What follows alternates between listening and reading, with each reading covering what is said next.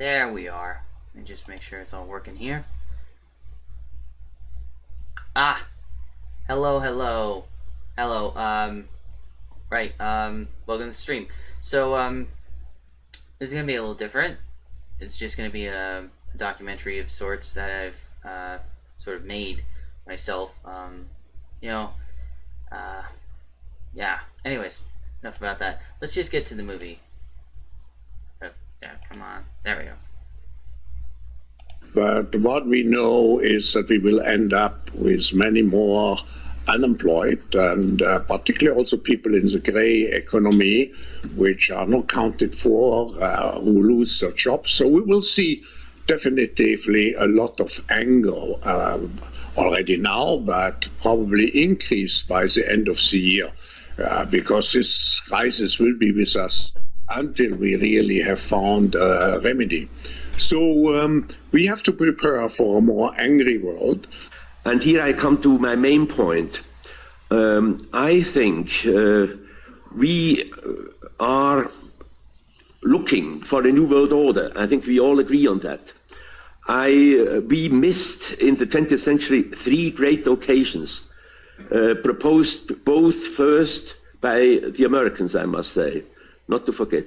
1918, the first opportunity to have a new world order proposed by President Woodrow Wilson with his 14 points, which were basically very good, but this was blocked by European realpolitik, French and English, I must say, especially Versailles and all the rest. Second occasion, 1945, again we had the opportunity, again introduced by America with the United Nations, with the Universal Declaration of Human Rights, with the Marshall Plan, with the World Bank and the new system of the economy. All this was very positive, but everybody knows it was blocked by Stalinism. So we had the division of the world. We had a third opportunity in 1989 after the peaceful revolution in the European East. And it was again an American president, Bush Sr., who proclaimed, we need now a new world order. Unfortunately, he didn't know what what he calls then the vision thing. And his son has obviously now a vision thing, and that is fight against terrorism, and they call this the fight for democracy. We heard a perfect apology of that from Vice President Cheney yesterday. If you believe all that, you believe in the facade. That is marvelous. We are, of course, all for democracy. We are all against terrorism, but that is not the real reality of American foreign policy. I agree. I was very happy that Vice President Cheney praised highly the European Union as a model of cooperation. But if it is so, and it is true, why are we not following this example, which is highly admired, for instance, now in South Asia, where the first time Pakistan and India see that they could also have the same thing as the European Union. The same you have in sub-Saharan Africa, you have in Central America. That is the new paradigm coming up, which is, as a matter of fact, not limited to the European Union. It is in the whole OECD world, which goes to Australia and New Zealand and Japan. We have now 50 years no war. Why should we now give up this, for a kind of paradigm, which is, as a matter of fact, the old paradigm? We are old Europe, and we are proud of that. Mr. Rumsfeld proclaimed a new Europe, which is only peripheral. As a matter of fact, the population in Europe is behind the new paradigm, and we are practically in Central Europe for this new paradigm, which is shared not only by the populations in Spain and England and Poland, but it's also shared in Latin America and in Africa, as we have seen in the decision of the Security Council against the war in Iraq. But the fundamental struggle between sovereignty versus economic interest, not only in the international arena, but also within the country, how much you will allow your citizens to enjoy economic freedom or political freedom versus the sovereignty and control of the state continues to remain a vital issue. In case of Bangladesh, I think quite early in our days, we realized that sovereignty is important. We are both geographically and otherwise small, but we have, in order to overcome that limitations, we have to link ourselves with the rest of the world, and that's why economy and the social issues and political issues remain very fundamental to our state practices, irrespective of governments. And one of the issues that we attach huge priority is how do we overcome our limitations?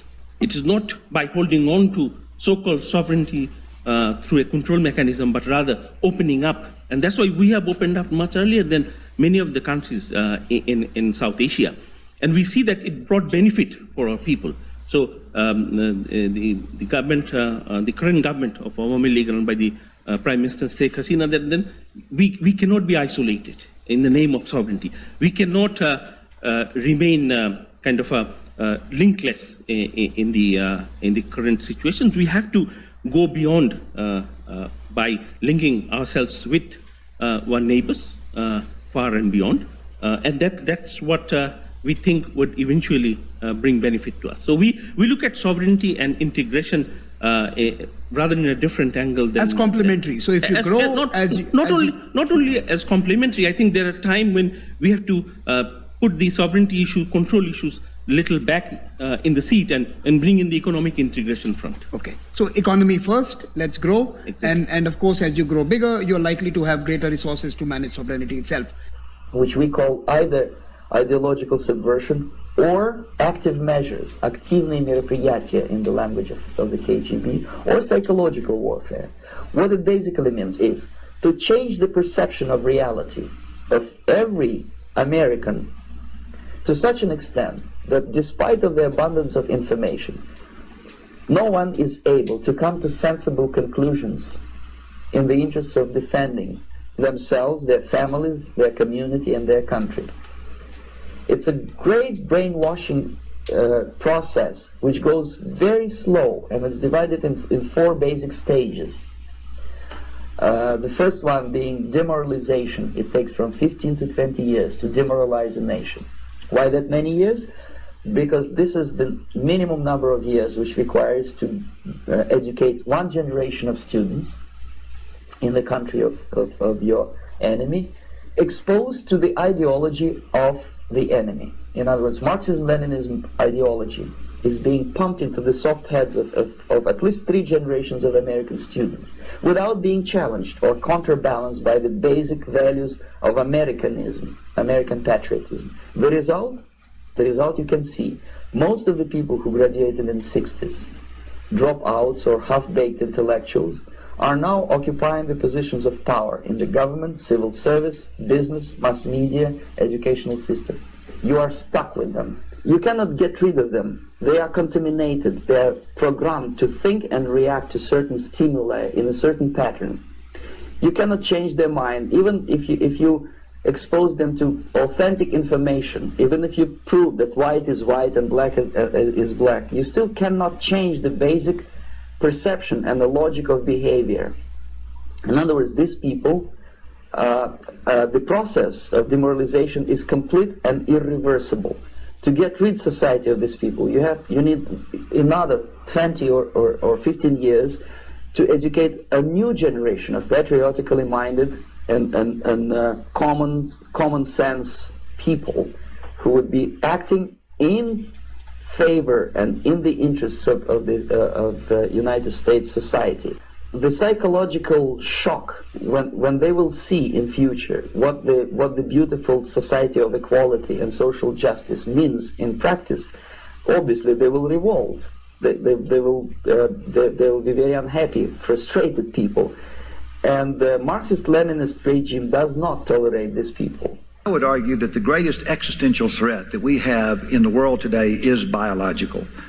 Why? Because unlike any other threat, it has the power of panic and paralysis that can be global. Viruses and bacteria know no borders. For the most part, they can't be seen, they can't be smelled, they can't be touched. There's no geographic border to stop it. With increased aviation, communication, it is a global threat, and I would call it an existential threat. We can come back to that. We'll come back, I'm sure, in a little bit and talk about why risk is high now for a flu pandemic, because of the way we live today with communication, living close to animals, closer and closer. That I believe that we are underprepared today in our country, the United States. We're not prepared, but we're underprepared, and I'd say globally we're very underprepared. And there are things that we can actually do about that. We're better prepared today than we were before 9/11. We've invested a certain amount of money, a certain amount of resources. Most of it has been used very wisely, some maybe not as wisely as we would like.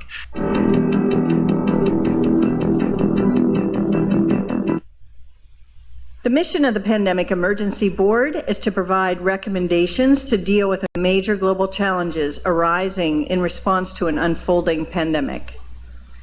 The board is comprised of highly experienced leaders from business, public health, and civil society. We could be looking at double the number of cases in 1 week and 16 times as many in a month if we are not able to stop the spread. That would be on the order of 500,000 cases, and it would continue to rise exponentially. In 3 months, we could be approaching 10 million cases. We're at the start of what's looking like it will be a severe pandemic. And there are problems emerging that can only be solved by global business and governments working together. So the policy crisis in question for this board in this meeting is this: how should governments, business, and international organizations allocate and distribute pandemic antivirals and medical supplies to the people who need them most? What we've seen work very well in the HIV field is, in fact, procurement through the Global Fund. So having a centralized mechanism, so financially able to procure on behalf of affected countries would be critical. I think the second thing is it's going to be very important that for the business sector, for manufacturers of antivirals, that we have clarity around what the need is and where the need is and who are making the decisions. I think that given that the countries most affected are those that are low and middle income countries with unequal access to technology, to finances, the UN has a worldwide footprint, universally recognized, and universal membership.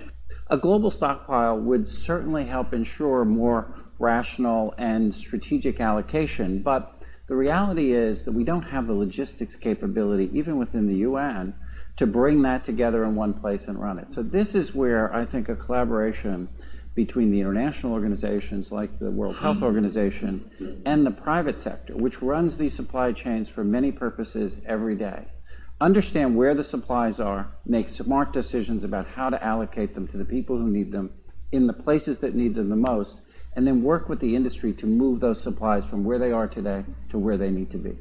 Just to underscore the point that cooperation among supply chain providers or businesses that have huge supply chains can add a lot of efficiency to the whole process. The question is, can you, through this international mechanism, really promote commitments to doing this as quickly as possible and give people a sense that actually if they contribute more, that they will have a better chance of protecting their own populations and their country's security and health. So to be completely clear, most of this production would already be committed in contracts.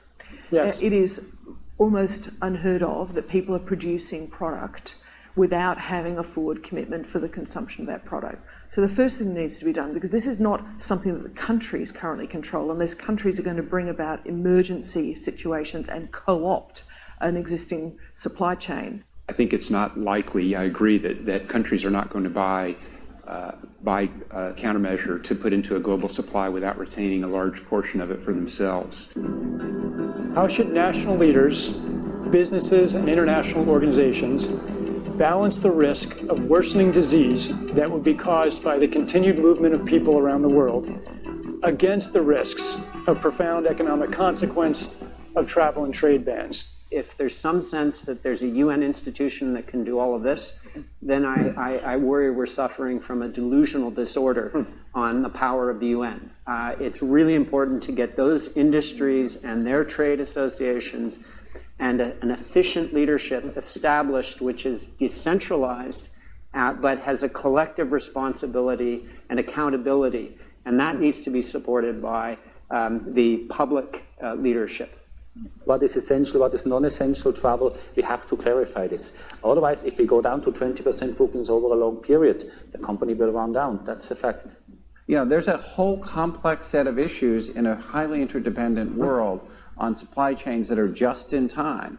We need to think about how much flex there is in that just-in-time supply chain system and make sure it keeps running. I think it's going to take specificity, and it's going to take knowledge that only the private sector has. The UN can play an important coordinating facilitation role, but the companies know where those commodities are, where they move, how to move them, and that's where a type of public-private collaboration that we have not generally had in these crises needs to be put together pretty quickly. So the policy question for this board now is, how should financial resources be prioritized? Are there nodes that we cannot allow to fail?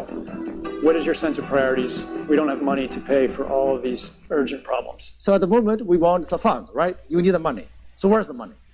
So government kind of supplies some money. A lot of, private sectors, some are sitting here, you have some money. But now you need a really coordinated, centralized efforts. Hotels will be experiencing, crippling losses doing that. And we know that the hotel business in itself makes up 5% of the GDP. Governments need to be willing to do things that are out of their historical perspective, or for the most part, it's really a war footing that we need to be on.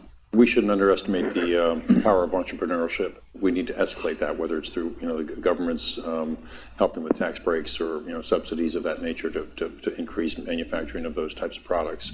It can happen quickly. A Marshall type plan, don't mean to say that exactly, but a Marshall plan that can go into effect can stimulate change very quickly. How much control of information should there be, and by whom? And how can false information be effectively challenged? And what if that false information is coming from companies or from governments? I think it's very important that we make sure that there is concise communication with all healthcare facilities where these patients are being treated so that there isn't mass panic. We're at a moment where the social media platforms have to step forward and recognize the moment to assert that they're a technology platform and not a broadcaster is over. They, in fact, have to be a participant in broadcasting accurate information and partnering with the scientific and health communities to counterweight, if not flood the zone, of accurate information. Because to put the genie back in the bottle of the misinformation and disinformation is nigh impossible. One thing we haven't spoken about, and I'm wondering whether it's time to talk about this, is a step up from the part of the governments on enforcement actions against fake news. I personally do not believe that trying to shut things down in terms of information is either practical or desirable. And we do have, I think, a couple of strategies that are available to us, one of which is the flood strategy, second of which is relying and informing and equipping trusted sources of information with the facts so they can then pass that on. But we also need to actually think about a technological answer to this. That is why I believe that we should go back to a policy of vaccinating everyone. Now, the United States, I think, took you'll help me on this, Senator, an early step of saying, well, we'll start by vaccinating our first responders, those people in local communities and hospitals, police departments, that would have pharmacies, that would have to deal with the first cases that came in. However, I think the fraction, it's been less than 10% of those first responders who've chosen to have that. So I would vaccinate, our urge that we vaccinate for smallpox everywhere. I would urge that we think about anthrax vaccinations, botulism special item when it comes up. These are ways that modern medical science, with the support given to it by Congress, can help us protect ourselves against at least the catastrophic part of these attacks. So I think that's well overdue. What a great opportunity we have as a global community with aid coming in to do relief and to do response and to do recovery, but also to build a public health infrastructure that has dual use. And the dual use is what's important when we're investing, at least in the United States of America, in these vaccines that people say, you know, that's not going to affect me. We need to invest there. But as we invest in the science that surrounds the potential bioterrorist agents, as we invest in equipping our firefighters and our police with appropriate communication, there's a huge dual-use investment. It has a great payout. You mentioned that the US government now has enough vaccination for smallpox, which is great, but I and most of my fellow Americans were surprised to hear that during the last flu epidemic, there's nobody in the US, there's nobody in the entire United States of America with 260 million people with the best biomedical establishment on the planet that manufactures flu vaccine. We have to go to England, and if the single site of Chiron is down, then we don't have any flu vaccines. That seems to bode ill for any possible response to any infectious disease, whether it's man-made or natural. That is, I think, a question about the way in which the pharmaceutical industry, working with government, not just in the United States but elsewhere, responds to potential threats. We did touch on that briefly. You mentioned the possibility of a pandemic. It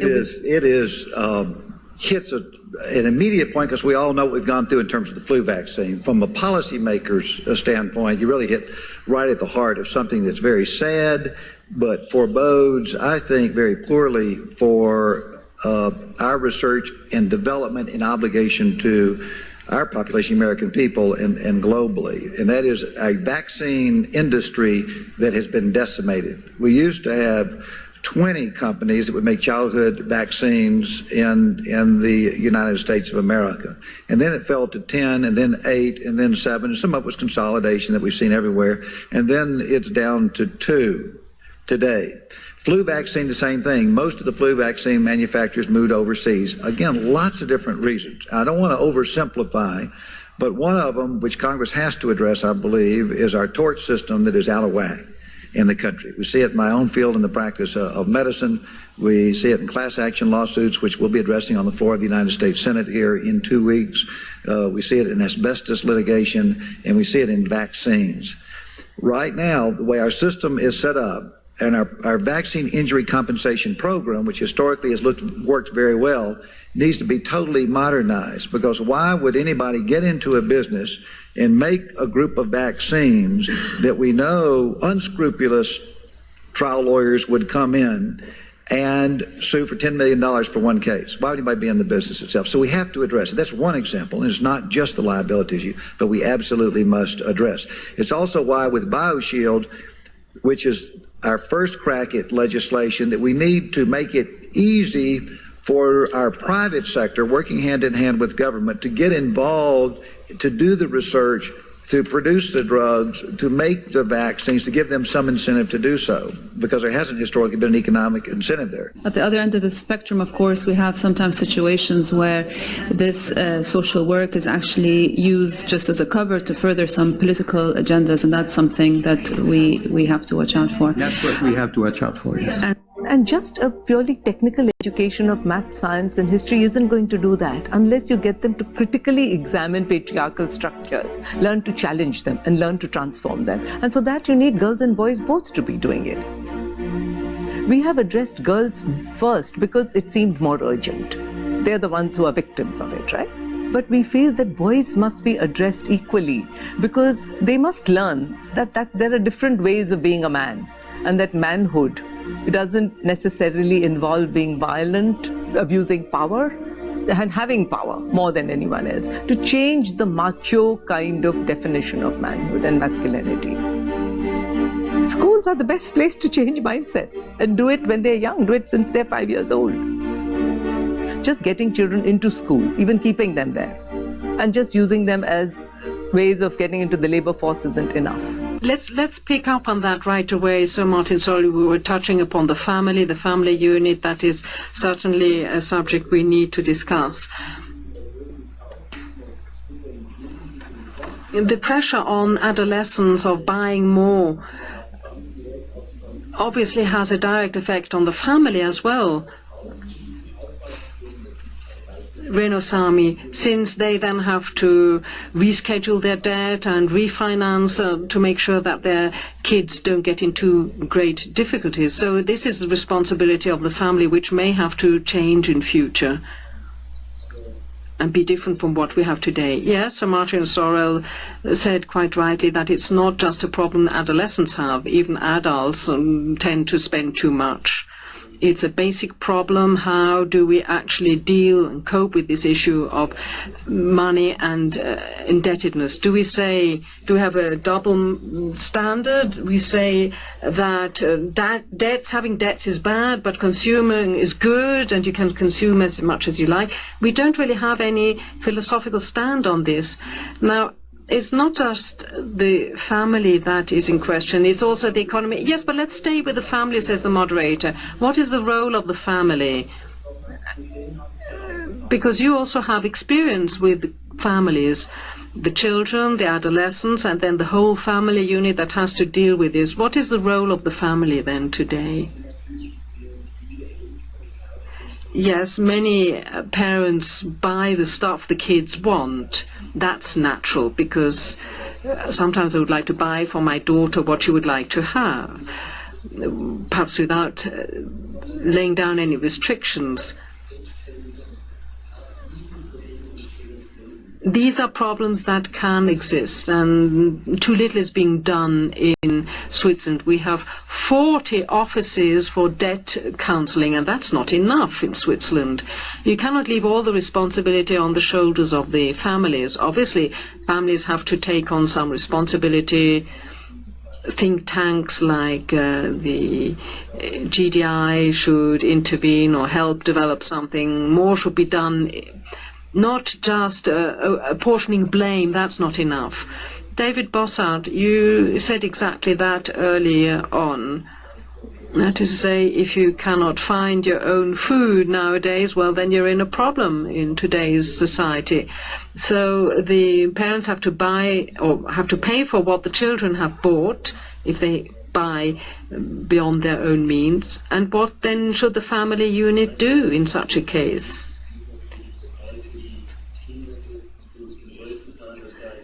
Most of the time, children are not under observation. They don't have any structures. Their day is not structured.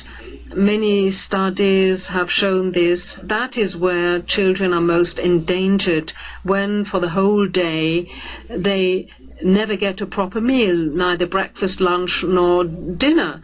They don't spend time regularly with their parents to discuss all sorts of things with them. That is the category of children that is most endangered. Or families where there are 1, 2, 3 television sets, they are also most at risk. Where there is no possibility to have an exchange of views. Those who still live in a structured family, have a structured day, are less at risk. Families are under more pressure today than they used to be. The parents work and the children have to spend more time at school, have more homework. There's much more pressure, and that has led to a difference in attitude and mentality and behavior. I think what we need to do is give individuals more structured time. There's a need for stimulus, for incentive to entertain themselves. What about the future? Do you have any kind of models, any possibilities, any solutions in mind?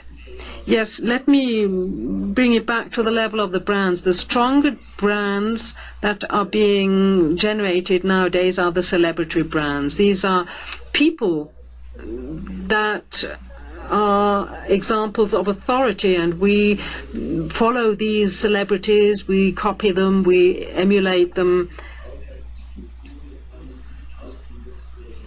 so that we try and do what these celebrities are doing because we don't have any family structure anymore. Catherine, Mr. Bossert was speaking about families and the family unit. What kind of experience have you had with your own family? Have you had the possibility of discussing these things with your parents and having exchange of views with them? Well, from personal experience, speaking about consumption and the influence within the family unit, I think that in my own family, for me, I don't feel a pressure to consume a certain type of good. I don't feel the need to possess certain brands. And I think that comes from, in every family, I think the consumption patterns of the family and of the children, I think comes from the way you're brought up. Mm-hmm. And also, as well as the financial issues within the family. But did you have discussions with your parents about budget and so on?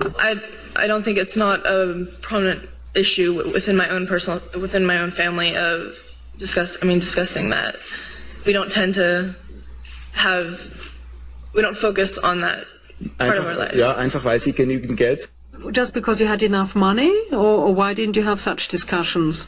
I feel that I'm quite well off, and so we do talk about finances within our family, but personally, I earn money. I earn my own money, but I also receive money from my parents, and I think that they take financial issues very seriously, and I think that I've been brought up very well learning about how to deal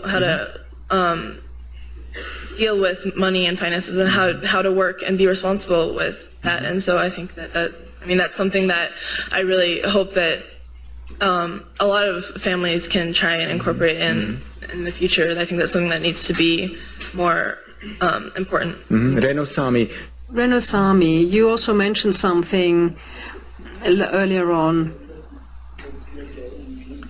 Catherine has a job or jobs to earn money, to be able to buy things and to go on studying. Do you think that's a good solution?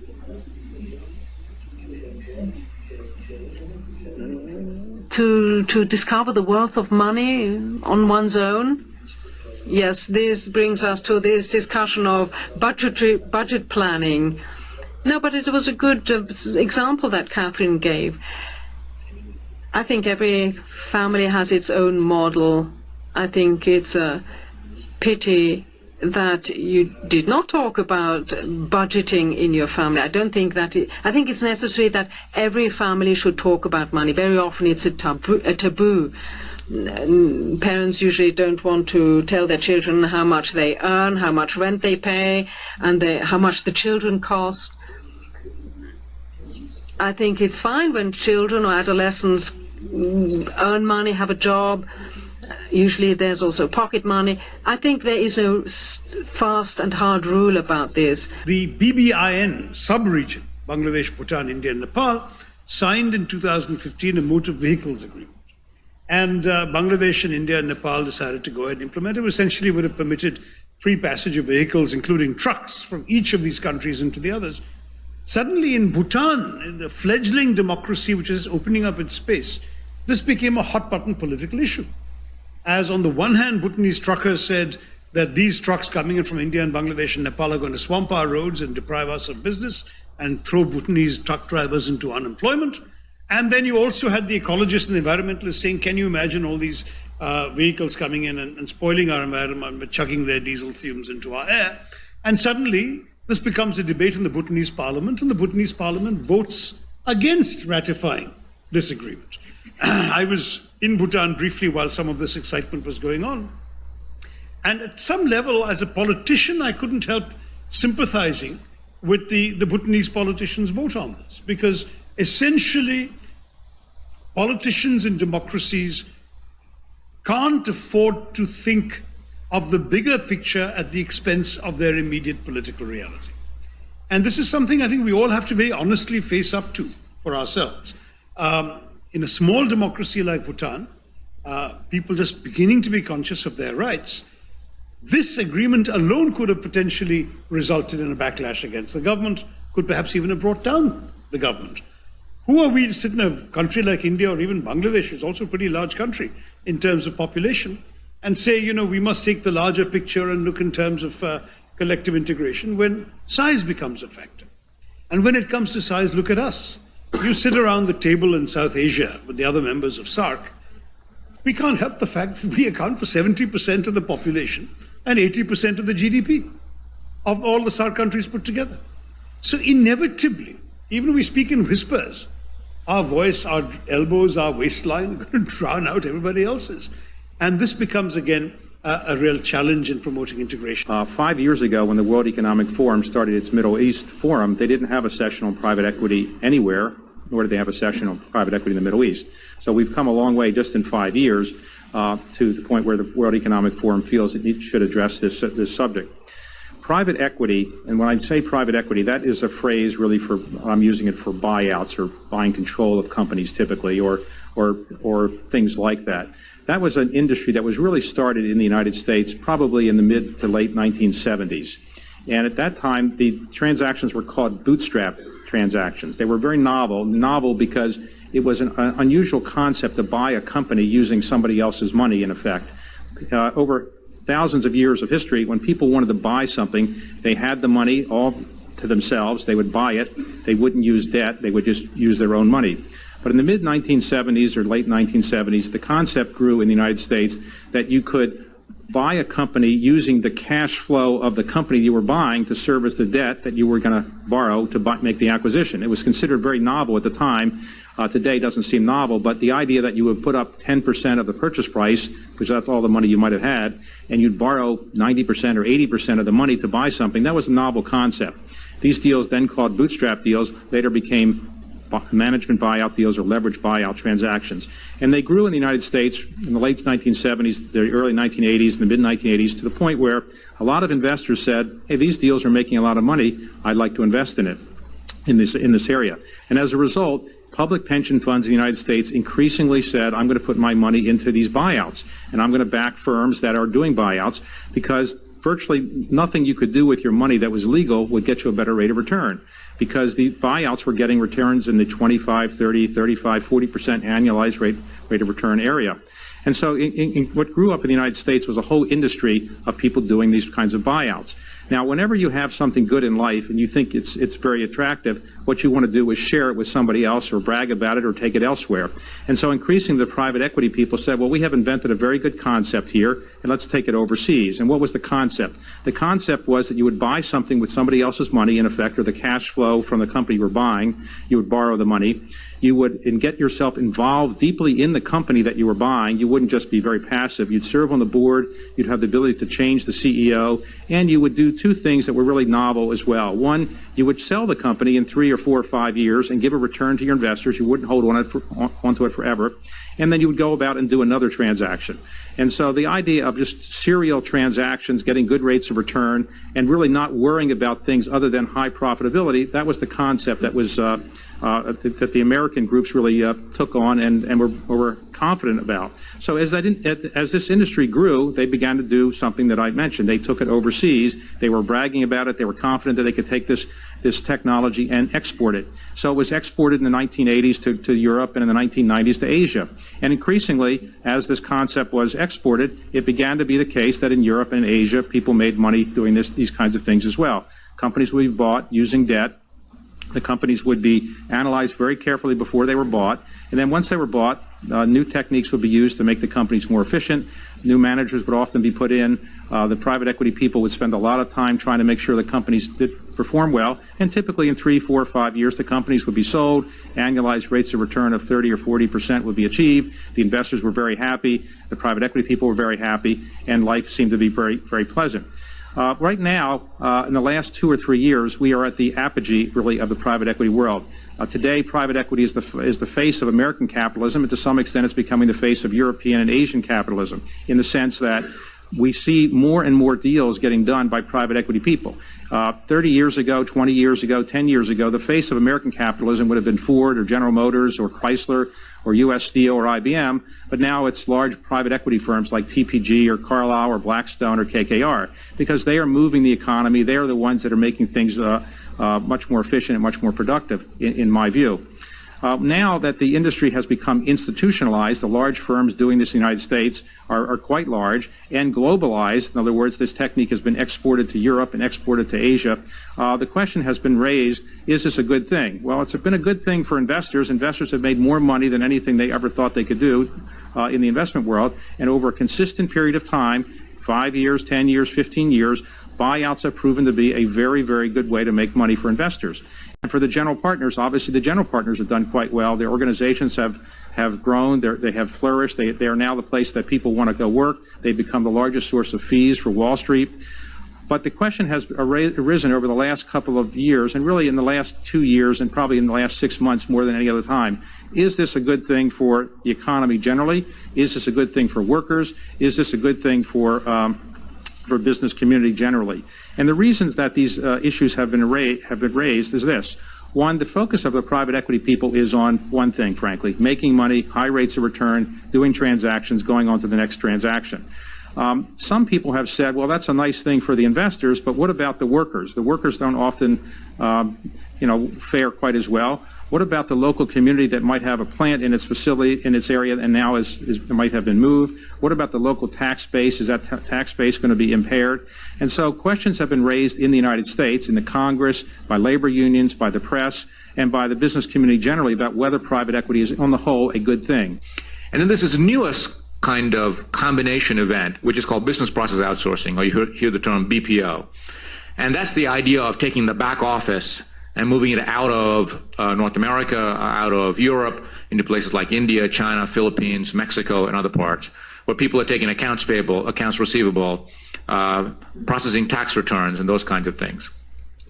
And so there's been this kind of gradual migration enabled by technology, enabled by global economy, enabled by telecommunications and bandwidth and all those kinds of things. And I think it's gotten a lot of attention recently because we've started to hit on a segment of jobs that were untouched before. Outsourcing meant data center jobs moved. Outsourcing meant research and development jobs moved. Offshoring meant we were doing R&D for a long time. Manufacturing's moved out of the U.S. a long time ago. But all of a sudden, in the last year to 2 years, we started moving a whole new kind of job, call centers. And for the first time, broad swaths of the population started hearing about this because you call up an airline reservations company and you found out the reservations agent was sitting in Bangalore, India. Okay, their name was Sanjay, and on the telephone their name was Jay. They had a strange accent, trying to be Midwestern, and you asked them the question, "Where are you?" And they said Bangalore. And people started to get focused on the idea that jobs were moving. This being picked up by the media, I think, has gotten this thing in a full-scale kind of level of attention here. But I don't think it's anything new. So I think it's the combination of factors that have gotten us where we are today. But it seems to me, I read today that global unemployment is at an all-time high. Perhaps not in Great Britain, but in the world as a whole. And certainly the Western countries are not growing at tremendous rates per year. The question I have, and let me turn to Jeffrey Jarrett from Manpower, what happens to the people that lose their jobs? It seems to me when it was manufacturing jobs, we could argue, although I suspect none of us believed it, that a shoemaker could be retrained as a computer technician. But there was certainly a lot of better jobs in the economy, a lot of room for, if not the shoemaker's kids, to move into more technologically intensive and better paying jobs. Isn't there a limit? If someone who does financial analysis or research and development, and I certainly agree with Mr. Murr's general point, loses their job, what better job are they going to get? Where's the upside? Where do they go? Well, no doubt we're in a very dangerous time, and the reason I say that is because there is so much shifting that is going on. And what's happening is, to emphasize your point, this has been going on for hundreds and hundreds of years. You used to go within your country and move to an area that might be less expensive. So agriculture moved and poultry moved to northern France. Well, now it's moving somewhere else. What's happening in there are two things. One is we are clearly seeing that the conversation in the press and the conversations within companies talking about moving offshore is creating unrest within the companies that they really do plan on still having employment in the country, but what they're doing is they're losing some of their best people. Because their best people are saying, I've got to go somewhere else. So what's happening is that. The other is the reality is if I move a manufacturing plant, which is one of the ones that have been easy to move over time, whether it be moving one from France to Romania or one from the U.S. to Mexico or on and on. What is happening is that person who's had the opportunity to make the equivalent of 30 euro or $40 an hour cannot be retrained to the point where they're going to be able to make that kind of income again. And that is the real conundrum and the real issue, which is what's happening in the middle class when it comes to moving out manufacturing, particularly, which generates most of the middle class. There will be things that even we would have found discomfort with. I think in the early days, for example, you would have our supermarket chains going into a country in a manner that actually displaced local growers because they were importing everything from South Africa. A dramatically changing power balance in our society. I don't want to be too detailed. It's very important to distinguish between several things. In the United States, for example, the ordinary employee or worker has no participation in the increase in productivity, hasn't had so in the last 15 years. It isn't reflected in their salaries, whereas it is in that of the CEOs and the upper management. So the middle classes are coming under a lot of pressure, and there's no coincidence. It's not by surprise that in most countries there is much discussion about how jobs are becoming more and more precarious. Ladies and gentlemen, since the 90s, there has been a kind of a key word going around Europe and the world, and that word is multiculturalism. Originally, multiculturalism, the word, was a linguistic reaction to a changing situation in the world, or more specifically, that many people have become migrants again, that they now have to live and work elsewhere than where they grew up and where they received their first cultural imprint. Originally, this word, multiculturalism, had a very optimistic tone, along the lines that there is room in a tolerant society, room for many different cultures, as long as we as human beings continue to talk to one another and, despite our differing origin, accept common values. Multiculturalism therefore said or stated that the world is more interesting, more varied and more multicolored when people don't just wear traditional costumes but also saris and Turkish pants. However, today, now at the beginning of the 21st century, this word multiculturalism has become more problematic from various points of view. Sometimes it has even become an insult. There are people in Germany, for example, who say that the project multiculturalism has failed. The so-called cultural variety, in actual fact, was simply a collection of problems in the field of integration and of society, of decay of values and violence, instead of a multi-checkered and joyful multiplicity of cultures. One, in reality, simply had aggressive communities of immigrants who demand tolerance but are not willing to integrate. But in every wave of immigration, there is complaint about this variety, too large variety of the newcomers, the too big difference between us and them, lack of labor and work, and fierce competition. So the question is, are we still able to reach consensus? Do we have a sufficient ability to live together for cohabitation to take on this challenge? Nonetheless, migration can lead to social tension between the newcomers and those who have been here for generations. In addition to that, since the terror attacks of New York, Madrid and London, there has been a public debate, to some extent polemic, about the daily cohabitation with the Muslim minority. This debate makes it very clear which tensions can be generated by the presence of habits and traditions that are not do not coincide with Switzerland's traditions. Of the European Union, Richard Coudenhove-Kalergi, published the plan for a united Europe and the ethnocide of the peoples of Europe. The encouragement of mass non-white immigration was central to the plot. Since then, an unholy alliance of leftists, capitalists and Zionist supremacists has schemed to promote immigration and miscegenation with the deliberate aim of breeding us out of existence in our own homelands. As indigenous resistance to this human genetic modification industry grows, the criminal elite seeks new ways to camouflage their project. First, their immigrant pawns were temporary guest workers. Then it was a multiracial experiment. Then they were refugees. Then the answer to a shrinking population. Different excuses, different lies. And asylum is just another one. But the real aim stays the same. The biggest genocide in human history. The final solution of the Christian European problem. This crime demands a new set of Nuremberg trials, and you people will be in the dock. Mr. Griffin, there is a blue card for you from Mrs. Gomez, all right? Senora Gomez.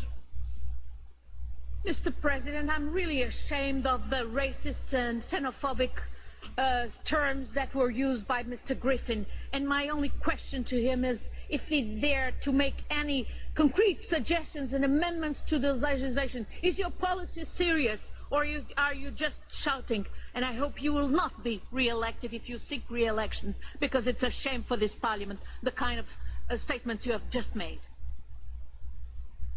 Senor Griffin? Mr. Griffin. It's you that's shouting, because obviously the truth hurts. Yes, I will be seeking re-election.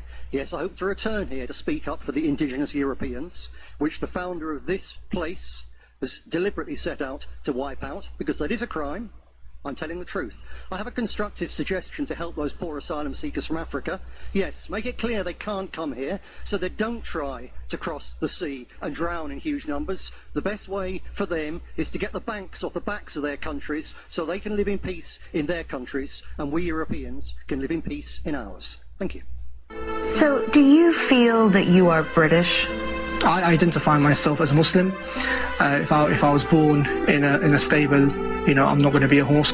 I mean, this is just an island I was born in. Rumeysa and Chowdhury both live in East London, which is home to one of the largest Muslim populations in the UK. In one part of town, Rumeysa and his associates have set up so-called Sharia patrols to go out and discourage behavior that they deem un-Islamic.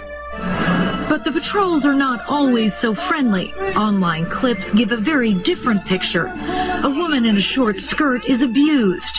Mary, in Great Britain... This we don't care. It's not so Great Britain. Get the prostitutes off our streets! Walking through London with Rumeysa, you experience an alternate reality where there is no compromise and all conversations are one-sided. Ultimately, I want to see every single woman in this country covered from head to toe. I want to see the hand of the deceased cut. I want to see adulterers stoned to death. I want to see Sharia law in Europe, and I want to see it in America as well. I believe our patrols are a means to an end.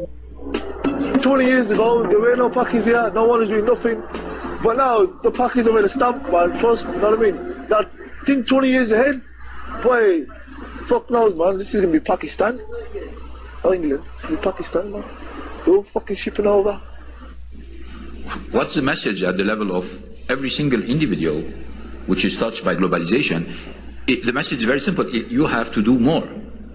You have to do more. I mean, whether you are an executive or you are a worker or an employee, wherever you are, you're working in the western side of the world or even the southern side of the world, you just have to do more. You have to do more for customers, you're going to have to do more for shareholders, but fundamentally the message of globalization is stretching people and abandoning some positions which are unsustainable for the future. So the message itself is challenging, it's tough, and that's why the communication is not very good. As we know, usually, when you don't have a very appealing message, communication usually is flown. So we have to first realize the fact that that's not a very easy message, and that's a tough message, because you are asking basically people to do more, whatever they are. And when I'm saying more, I'm not talking only about the Western people, because there is also a lot of stress on Chinese, on Indian, on a lot of people who apparently are benefiting from it, but they are benefiting from it, but they are going through a transformational process,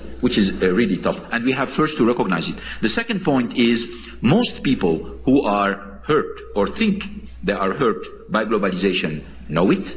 China is growing. China has got a voracious appetite for many things.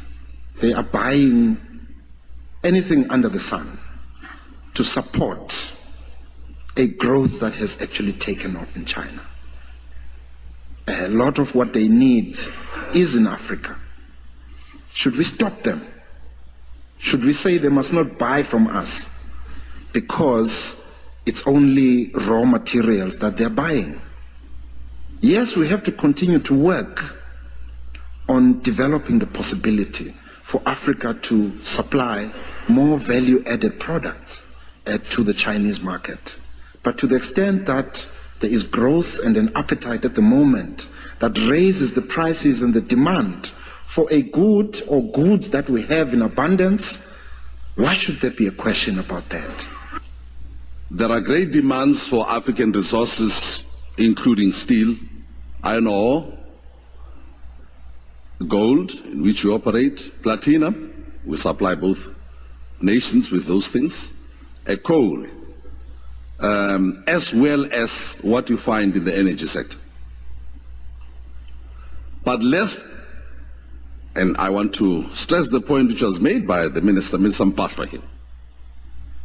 It's not merely about China and India investing in Africa. South African companies are very active. As I indicated, we meet Chinese and Indian companies. Our company is operating in Africa in close to 15 countries. Yesterday we published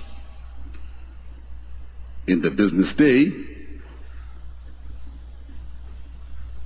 statistics and information about what we are doing on the energy sector. 160,000 square kilometers of acreage in oil and gas. We committed, Minister, $200 million yesterday, just to drill in 9 African countries. It's an African company. Only the drilling program between now and 2008, $200 million. That's not a small amount of money to make holes. The 2005 Asian African Summit, successfully held in Indonesia, launched the new Asian African Strategic Partnership.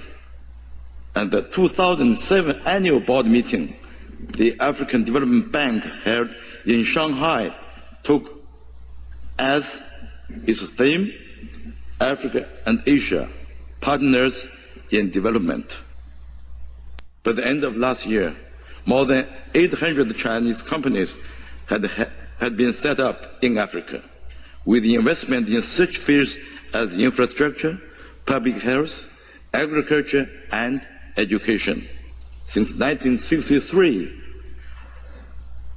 16,000 Chinese medical personnel have been dispatched to some 48 African countries. China has also provided governmental scholarships to nearly 20,000 students from more than 50 African countries and trained 17,000 professionals for Africa. I think the biggest challenge that the global community is going to face in the 21st century is the challenge of energy resources.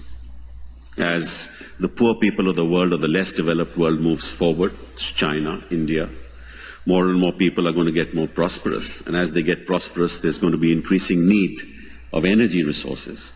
And there is as far as energy resources in the world are concerned, they are diminishing. So one of the biggest challenges in the 21st century is how do you deal with energy, low-cost energy, which is accessible and affordable to everybody in the global community for prosperity. I think that's the first very big challenge that all of us face. If you look at the industrial world, most of the industrial world gets their GDP from the service sector, not from manufacturing, not from agriculture, but from the service sector, which is why the 21st century is called the knowledge economy, because the service sector produces knowledge which is sought to be protected through intellectual property legislation. The Chinese economy runs on manufacture, not the service sector, because the service sector will only happen once the Chinese economy becomes a knowledge-based economy, and that's going to happen in the years to come.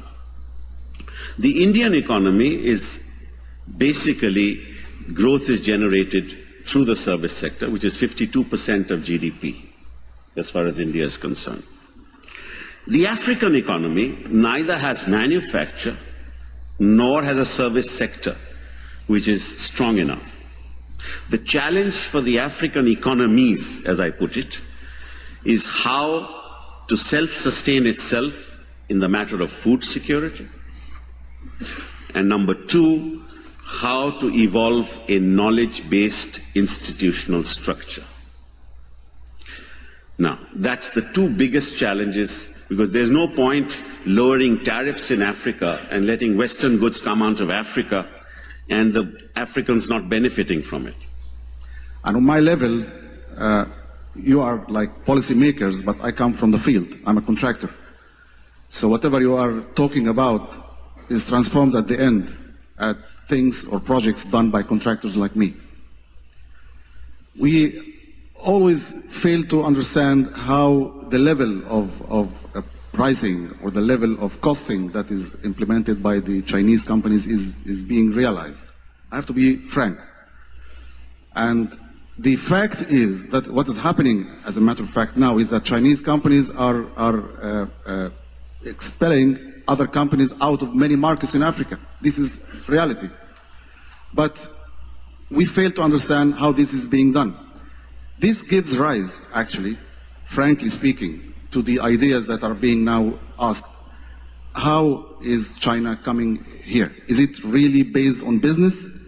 Is it market forces that govern the behavior or the actions of the companies coming here, or what? And in this regard, I'm always so proud to regard myself as an African.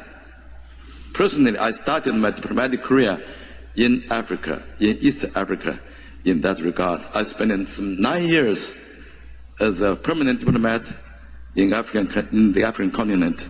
And out of the 53 African countries, I have already visited 47. Sure. And it remains part of my dream to visit the other 6 in this great continent.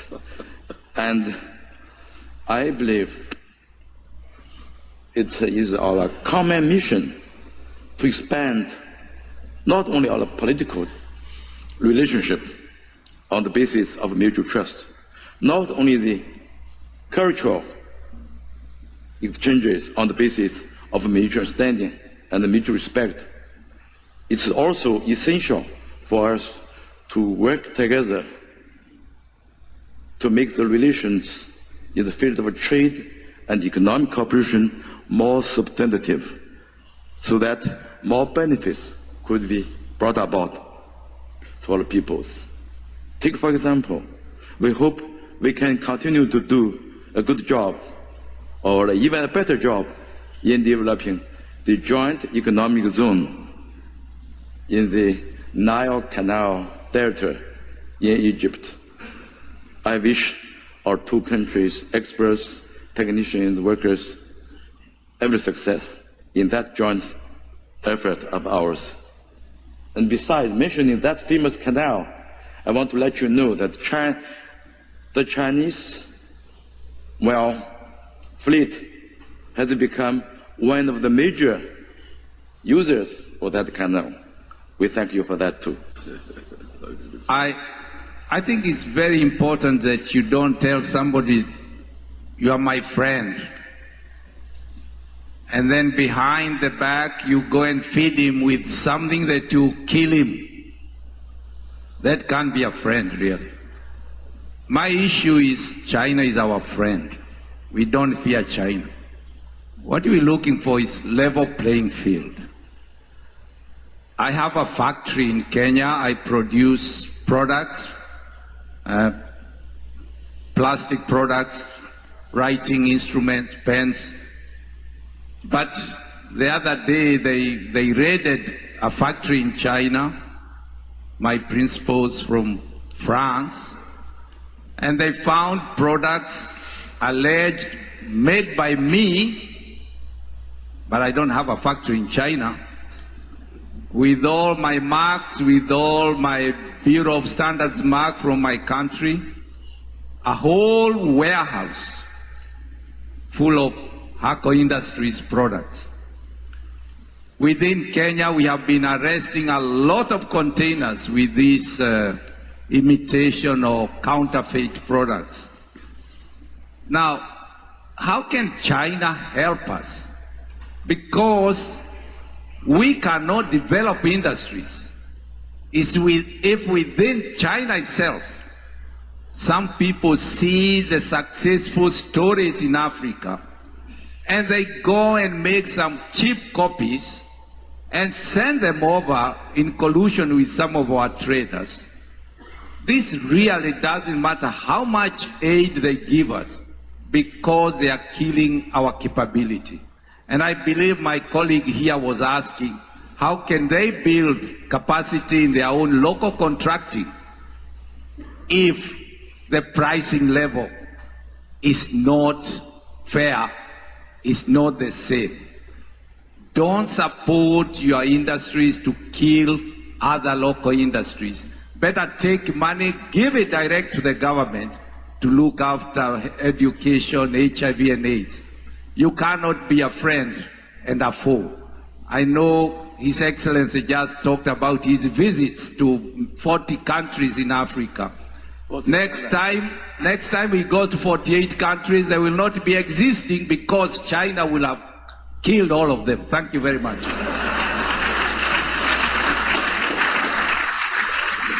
What people need to understand about the Belt and Road Initiative, it's an effort to drive greater connectivity across the region that traditionally defined the Silk Road, both on land as well as on sea. It's largely a series of power, gas, oil, as well as maritime-related projects looking to connect this region from East Asia all the way to Europe. This is a region that's experienced tremendous dynamic growth over the past 2 decades, but that growth has been uneven. There is this big gaping pockets of black here throughout Central Asia. There is this lack of connectivity here between these different types of regions, and that is what the Belt and Road Initiative is designed to tie together. For the world economy to continue to move forward, we also need to look at the less developed countries. The connectivity is more than a physical infrastructure. When we look at the 3 dimensions of interconnectivity, the physical one, the institution, and then the ideas, then the interconnectivity or the Chinese version of globalization will be robust and the sustainable growth will continue. This is a data set thanks to Oxford Martin School and Harvard schools, and there's a legend at the top left that you can see. Every red dot will be every Chinese airfield. The green dots will be each Chinese power plant. The blue dots, each reservoir, and the yellow dots will be each wastewater treatment plant. In essence, the early years of China's growth was a hydro-driven story. But then if we play this forward to the start of the reform era, you also see the emergence of power. What you also start to see here in the early 2000s is finally a focus on wastewater treatment plant. This immense resource growth also has a drain on resources. Growth is a function of land, labor, capital. Looking at the land, we face very severe physical constraints. Population is aging. What is important is innovation of human ideas so that the growth can continue. And we want to spread those ideas not only up into China, but also to the less developed countries. It's clear that if we're going to continue to grow at this pace, there are going to be tremendous strains on natural resources, and there's going to be degradation to environment. So the question is, how can this be done in a manner that will be able to draw on the lessons of the past 2 decades to tap into the potential of renewable energies? From the post-2008 period, as China really makes a strong commitment towards renewable energies, you see a story that where solar and wind industries were concentrated primarily in North America and Europe, and how really the center of production has shifted, particularly in solar, over now to Asia. The government give a lot of subsidies to firms so that the firms get a better chance for them to get restructured, better geared towards green growth. It's really an opportunity for the region and for China to figure out how it wants to interact with the global economic architecture that's in place today as China moves forward into not only the near abroad, but also as China thinks about how it wants to shape the global economic system for the 21st century. China is now willing to learn. China is now willing to adapt to the new game, to learn. And in this regard, China very quickly China needs to build up 3 things, right? China is gradually learning. Number one, that is China needs to further beef up its economic power. And in this regard, China is already number 1 by far in terms of production of physical goods. Physical goods, cars, steel, cement, by far China is number 1. And in addition, China has surplus in these goods, being able to use it in the One Belt, One Road. Second area, China is now beefing up and trying to learn is soft skill. That is how to tell a good story about China's own success, how to distill good things from Chinese experience to share with other countries. And number 3, the third area is also very, very interesting. We don't talk about it, but it's still very important. In order to be a global leader, you do have to have some kind of military capacity. Doesn't mean that you have to use it. Difference, right? You have the power, but you don't have to use it. Let's face it, as a global leader, you have to have this military power. So in these 3 regards, I think China is now gradually building up the muscle in order to become a true global leader. Give us a scorecard of those 3 areas: economic power, soft skills, military capacity. Give China a mark out of 5 for each of those 3 areas. Well, I would say China perhaps out of 5, 4 in terms of economic power, especially considering that China has already become the largest producer of physical products, usually ranging between 1/4 to 1/2 of global output. If you count goods by goods, okay? We don't have time to go through that, right? I give 4. I gave 2 or 3 in terms of building up soft skill, or ability to theorizing, ability in arguing, ability to telling stories. In that regard, education, my area, my university, my area are not doing as good as we should, right? Third area, of course, I gave only 3 in terms of building military capacity. NSA and the intelligence community in general is focused on getting intelligence wherever it can by any means possible that it believes on the grounds of sort of a self-certification that they serve the national interest. Originally, we saw that focus very narrowly tailored as foreign intelligence gathered overseas. Now, increasingly, we see that it's happening domestically.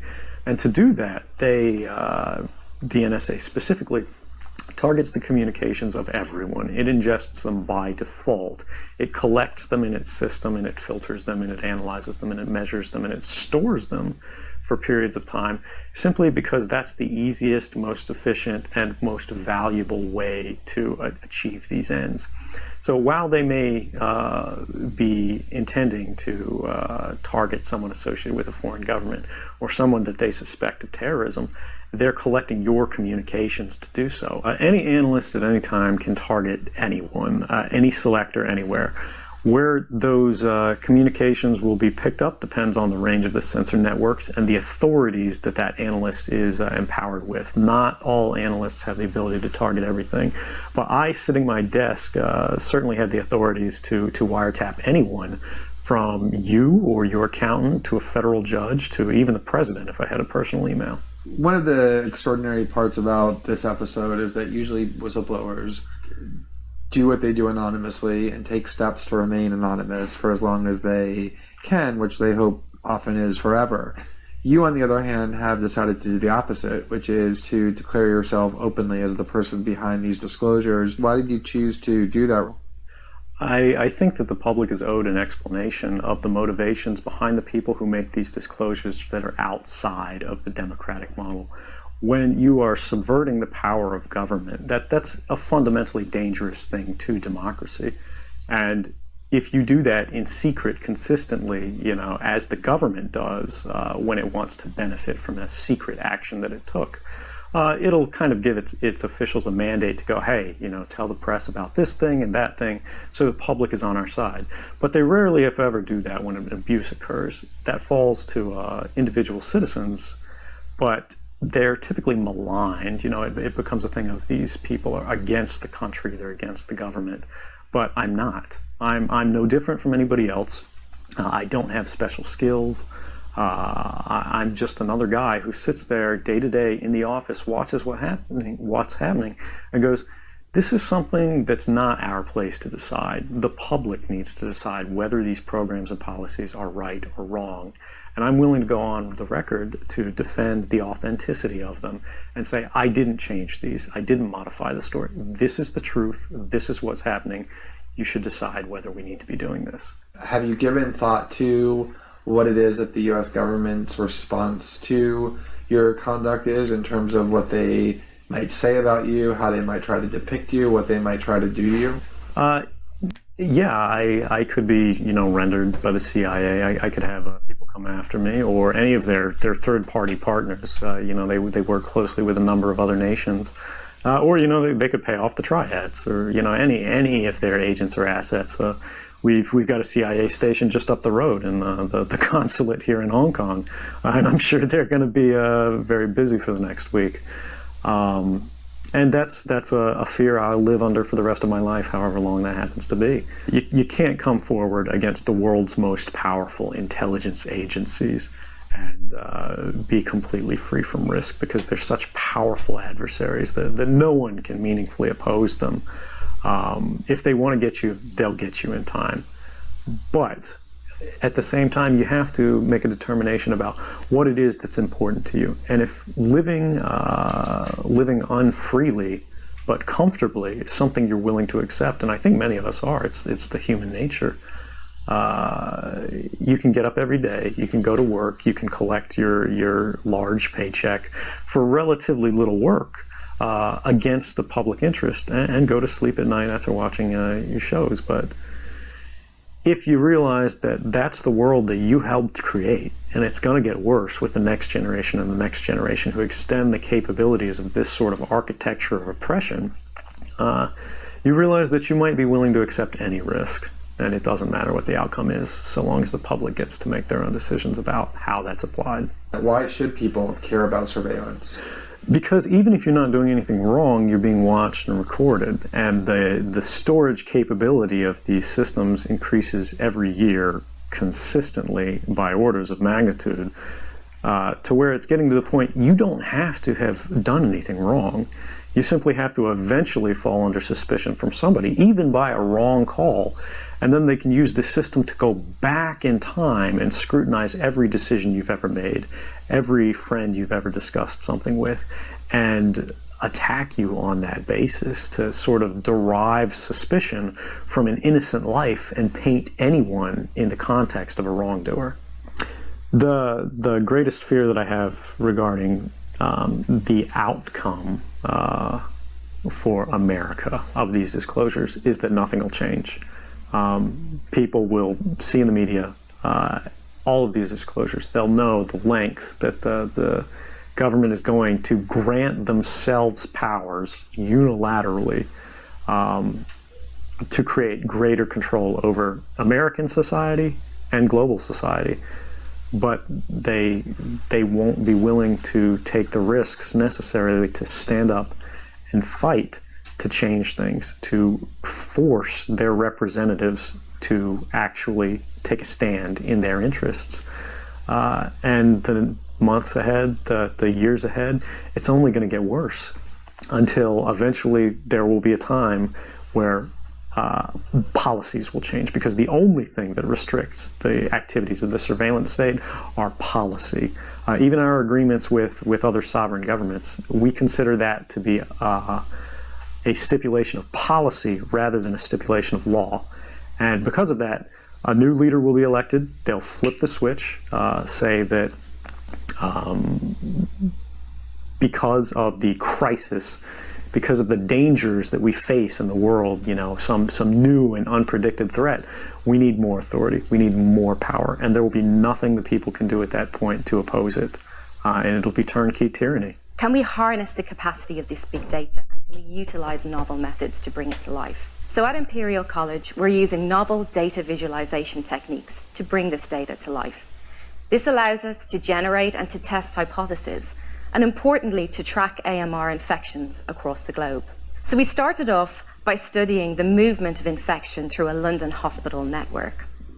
We took a set of patient journeys, patients traveling through hospital wards in this London hospital network. Then, using novel layout algorithms that we built in-house at Imperial, we added extra dimensions to the data, information on time or level of infection risk. When we combined this information with the patient journeys, a picture emerged of the infection transmission around the hospital network. These visualizations are interactive, and we can segment based on patient features to identify trends.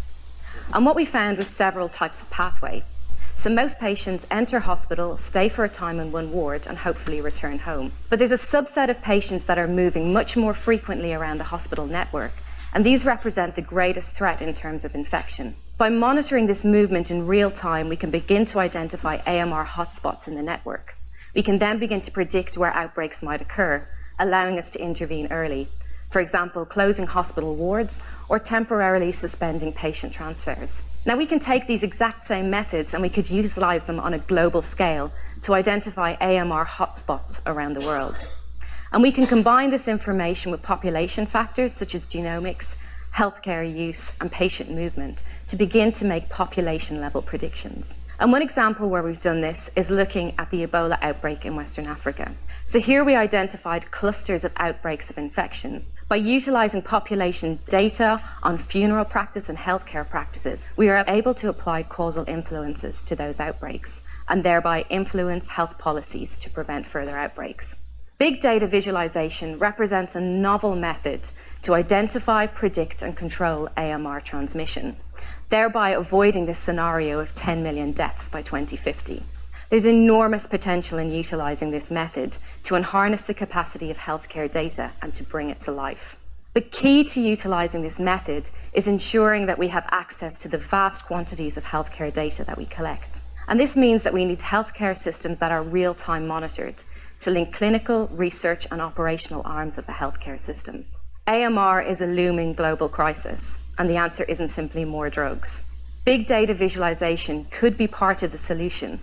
By creating these visuals, we can see where the problems lie, and we can see where we can intervene early. And so yes, every time somebody says they like one of Chad's videos or they tag one of Katrina's photos, they are expressing a judgment. And we still have some work to do in terms of reputation to filter out people who try and play with these things. But even without that, these systems work surprisingly well. Even search, a huge part of the input there is you see who, when somebody gets a result, if they click on it, do they spend much time there? Do they scroll the page? So actually that dynamic behavior is feeding back and making the search engine better. And the way you present information, you're constantly taking your customers' input and changing what it is that you offer. Well, you also went after, you mentioned something important, advertising. So the other night I was sitting with Bob Wright, the CEO of NBC, who depends upon lots of people out there watching the same program at the same time while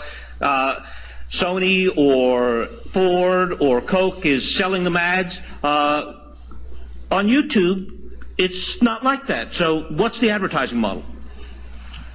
Well, what we're doing on our side, we feel we're creating a new market opportunity for the networks, because we're creating a different experience. It's not replicating the television experience. It's not a 10-foot experience. It's a 2-foot experience, and we're just concentrating on delivering clips, short clips that actually promote long-form programming that you see on the TV. But we're building tools so networks will be able to leverage the power of our system and just create a new revenue source through advertising. I mean, working with Google, we're going to be able to present really relevant advertising targeted towards individual that wasn't necessarily or isn't available in traditional means. Now, imagine instead at AT&T, which is wiring up to offer all kinds of screens, they know from my internet access that I've been searching Google on my laptop for the Volvo S80. They know from what I'm watching on television that I'll actually watch a Volvo S80 ad. When they ship an ad to my cell phone, the most intimate contact you have with a device, and it's for the Volvo S80, instead of feeling intruded upon, I'm going to be very happy to see it. So what I'm wondering from Chad Hurley, I think a lot of the ads I see on YouTube are still kind of TV ads thrown up online. It seems like ads have to change. Are you seeing much change yet, and how do you think ads will have to change? Well, yes, they'll definitely have to be more targeted. So, we were just acquired a few months ago, so we're working on that problem right now. But, in the coming months, we're going to have more kind of experiments to see how people interact with these ads, just to build an effective model that works for advertisers, works for the users, and really complements each other. I mean, that's what we're working towards, and I think it's going to be possible. They're going to have to be like 5 seconds long. I think people don't want to watch a 30-second ad on a laptop, which you would watch on a television. Yeah, it's not going to be 30-second pre-rolls before every video. That's for sure. Yeah. There have also been proposals for tech solutions, such as creating algorithms that would detect false websites, illegitimate websites, and false news. So could you tell us a little bit on how technology can help in detecting and destroying false news? Because just as, say, in the comment section, there are algorithms that detect obscenities and they're put aside right away. Can that be done for false news? Yeah, so I think you've painted a very serious portrait of this issue and how complex it is. So it's worth noting that fake news is not, false news is not a new problem, and it's been in existence forever. In the olden days, people used to talk about seeing witches and wizards and used to scare people, and there have been political motives to share propaganda, since the dawn of time. The trouble today, though, is that the technology platforms that are centralized that we use to share and disseminate information amplify all news, and the predatory ability of algorithms to actually target vulnerable people is significant. I think the biggest concern I have broadly is that it's very challenging to address some of these issues because the economic incentives on these platforms are not in alignment with necessarily bringing you truth. And so this is something that we have to discuss civilly, because ultimately companies like Facebook and Twitter, they need your attention. The scarce resource in the attention economy is your time. And so you and us, we have to have a very serious dialogue about whether or not we really want truth as consumers anymore, and whether or not we're really willing to pay for it.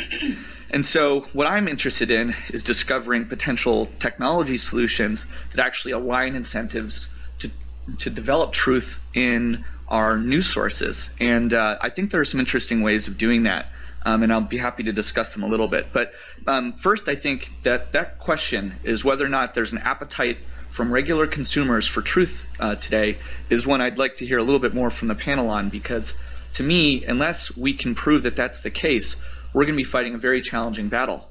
Ultimately, these platforms, the internet basically made it possible for anybody to share anything. And so, there were thousands and thousands of websites, and no one could really tell what was true anymore. And so now people are spending all their time looking at their friends and their community for some verification about what's true or not. And so they go to Facebook or Twitter. 62% of Americans are getting all of their news on these platforms.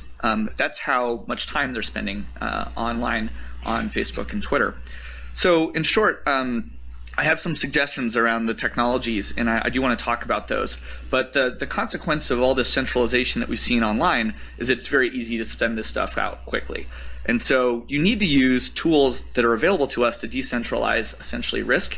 And that's one of the most interesting things that we can do with blockchain technology, and I will address that. But I think let's ask the question of whether or not there's an appetite for truth anymore, and then how potentially to create incentives for regular consumers to get to it. That although Facebook, we'll come to that later, Facebook has now put in some new method, technology where you can click on it to check the source, and also various companies and Wall Street Journal, The Guardian, and Decoders of France in Le Monde, they're doing that. That you can that story will be labeled that it is inaccurate, and before you forward it, know that you're forwarding a false story. But the problem is that there is, especially in America, this tussle between what Zuckerberg and Twitter and Google face or don't want to and somehow are forced to deal with, is that they do not want to suppress or censor. Their freedom of speech is so important that that's why this pussyfooting around on this whole issue that Facebook did. Twitter doesn't even pretend. They don't even try to make anything truthful. They say whatever's on is on most of the time. And Google has had some effect in their ads, that they have removed ads from false news websites. There is the aspect of illusory truth. There is the aspect of confirmation bias. There is the demographic of what we find on different profiles. Now you look at an 18 to 24 profile is on Facebook. 24 up is on Twitter, on LinkedIn, which has more followers than Twitter, and then WhatsApp, of course, is the big daddy, which is, of course, end-to-end encryption, and that's really where I think the problem lies, because when it comes to Twitter, Facebook, you have, areas and checks and things where you can identify people who are indulging in this activity. But with WhatsApp, that's very, very difficult. But coming back to the demographic, the younger demographic, you find confirmation bias exists primarily in a demographic that is not exceptionally partisan. So when you're looking at an 18 to 24 demographic, which is not exceptionally politically partisan, they are in many ways much more susceptible to fake news than you are on Twitter, where people are already partisan for the most part, especially political Twitter, and where confirmation bias comes into play. So they're really seeking out information or news that confirms their political ideology, their worldview. And so it's a very different sort of need base. So when we talk about how... What you're saying is that you're actually confirming what Nick suspects. Right. That people are not that interested in the truth. Depending on the demographic. Is you have large centralized media firms that are disseminating news and information, there's a lot of centralized risk because they can get abused and they can get compromised. And so the reality is that most technology platforms today are all designed that way. They centralize tons of information about people. It's all siloed into digital honeypots. And as they grow, more and more risk gets centralized. You can imagine a world where every time an author writes something, that piece of documentation, their work, gets posted into an immutable record-keeping system, essentially a database that can never be changed or forged. And so longitudinally, we start to get a little bit more credibility for people that are actually writing things in a truthful way. You could also then develop an algorithmic database that verifies facts. And so this would be known as something like a truth oracle, essentially a program that looks at a database of all information, and you could economically incentivize that with expert opinions and having the same type of fact-checking that journalists used to have the time to do. Now, this won't combat the speed at which false news can spread, but it would provide the ability to actually add like a veracity score to articles that you read in feeds and on social platforms. But it would require these social platforms to integrate this. And I think the big question mark to me is whether or not they would. Because if I'm writing a story that talks about global warming and it requires a lot of complexity to explain, that article probably won't get as many hits on it as what the latest fashion trends are this fall, and how to attract more people on your dating apps and all those things. And so if all these platforms make their money off of capturing more of your attention, there really isn't the economic incentive for those platforms to implement even a truthful record-keeping system. It can be built. We can design these things. You could log in to your Facebook feed, and on all the articles you could see a little score. And that score could be programmatically designed to evaluate truth. And there are economic incentives to doing that piece, but not necessarily for the platform to integrate it. And so the big question mark to me is whether or not we as a society choose to implement rules around that, or if we let markets, basically decide. But I'm worried about these things to a certain extent because the business models are trying to chase advertising dollars, and those advertising dollars grow when people spend more time on the platform clicking on things that are seductive. We are living in a strange time where all of the AI isn't about creating more authentic, better relationships between us. It's about exercising your predispositions around whatever your interests are. So it's interested in getting you more addicted to the tools that you're using. The issues are pretty complicated, but there is a world where you could implement blockchain technology, and the reason you would do it is because it has inherent decentralization. It has anyone can verify it, you can audit it, and you could have a record-keeping system to prove that something happened. Reporters could start to use these things to develop and reestablish some credibility longer term. And I think there is still an appetite, and I'd like to hope for an appetite around truthful documentation. But we would have to work with these platforms to implement these things because right now the tools that are really available, they're sort of inconvenient. Like if you actually look at some of the systems that have been set up, I can flag a tweet for being inappropriate, or I can flag an article in Facebook and say this looks like it might not be true, but people are lazy. Like they're not really going to go through and do that at scale. And so unless you can programmatically do these things so that when an article is pushed, you're immediately applying a truthful score to it, I don't think consumers will have the ability to understand whether or not they're looking at a story that has some truth or not. But So, can consumers individually use the blockchain to check on stories? So what you could do is fund a project basically where consumers could be paid to do some of this fact checking, and that database would grow. This oracle of truth would be used by when authors, different media companies basically write stories, and they would reference the source material through that oracle. And then at least you would have this ability to score these articles for some degree of truth. Using prediction markets is a pretty compelling way of doing this. So there's a project called Augur on the Ethereum protocol that's doing this for studying like events. So like if I want to make a bet about the outcome of a political process or the next World Cup, I put some money onto the platform, and there's an arbiter. It's a software arbiter that basically holds that fund until the outcome occurs. And the outcome is verified by multiple parties that say that an outcome actually happened. So if you think about this in the context of news, if I'm reading the newspaper today and I read an article about they saw a piano fly out the window. Why, Michael? That's totally ridiculous. But if 2 or 3 people independently that wouldn't otherwise have known each other verify that in fact a piano flew out the window and it wasn't an elephant, then I have a higher degree of confidence in that piece of truth. And you could do the same thing with this Oracle system, and there's a company working on that today. Now, their model is first to do it for sort of this prediction of future events, but it also applies to things that have already happened, because once you have the economic incentive to essentially coordinate truth, you could use it in publishing media articles.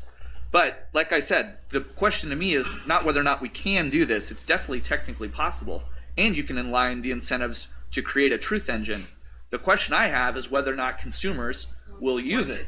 And I think one of the things we need to do as a media companies is engage with the platforms, because they're here to stay. They're not going anywhere. The Googles and the Facebooks and the Twitters of the world, and say to them, look, you've got to work with us to make your platform more credible, because otherwise you're playing a short-term game for monetization. It won't be a platform that lasts beyond a point.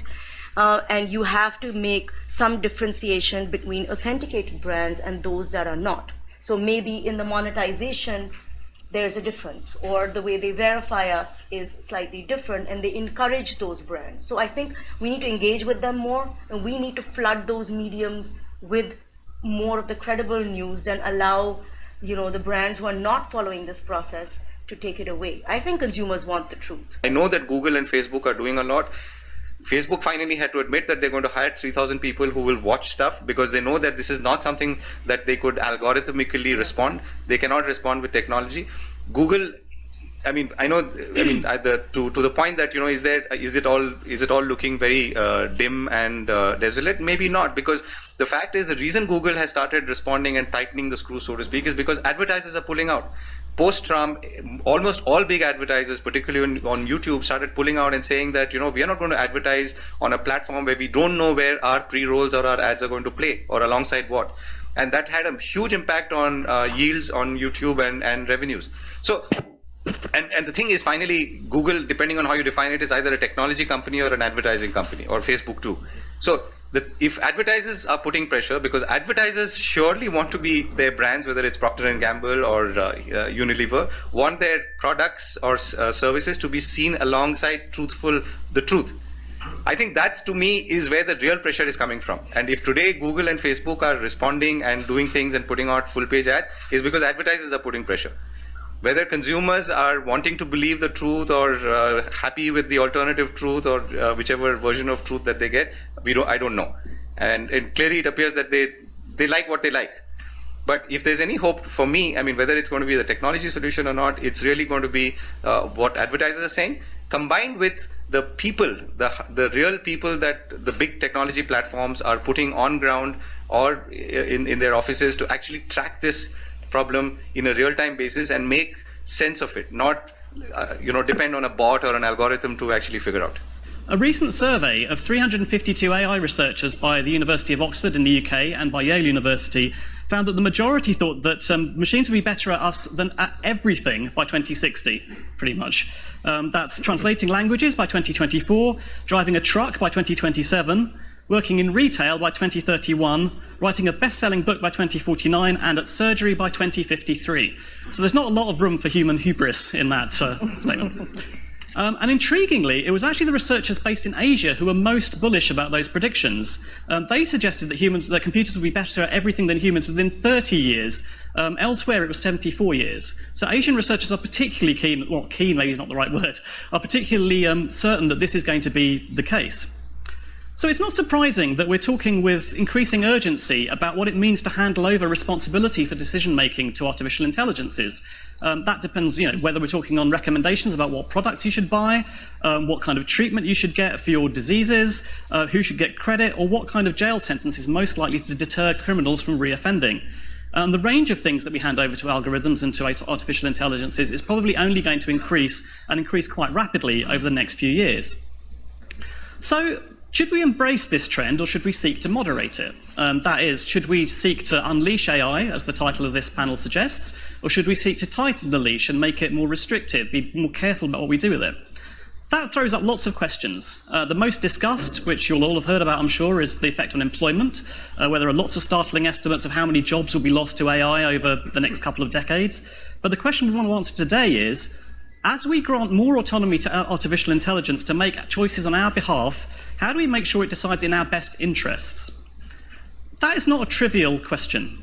Computers are very good at particular tasks, but they have no common sense, they have no ability to take the context in which they make decisions into account.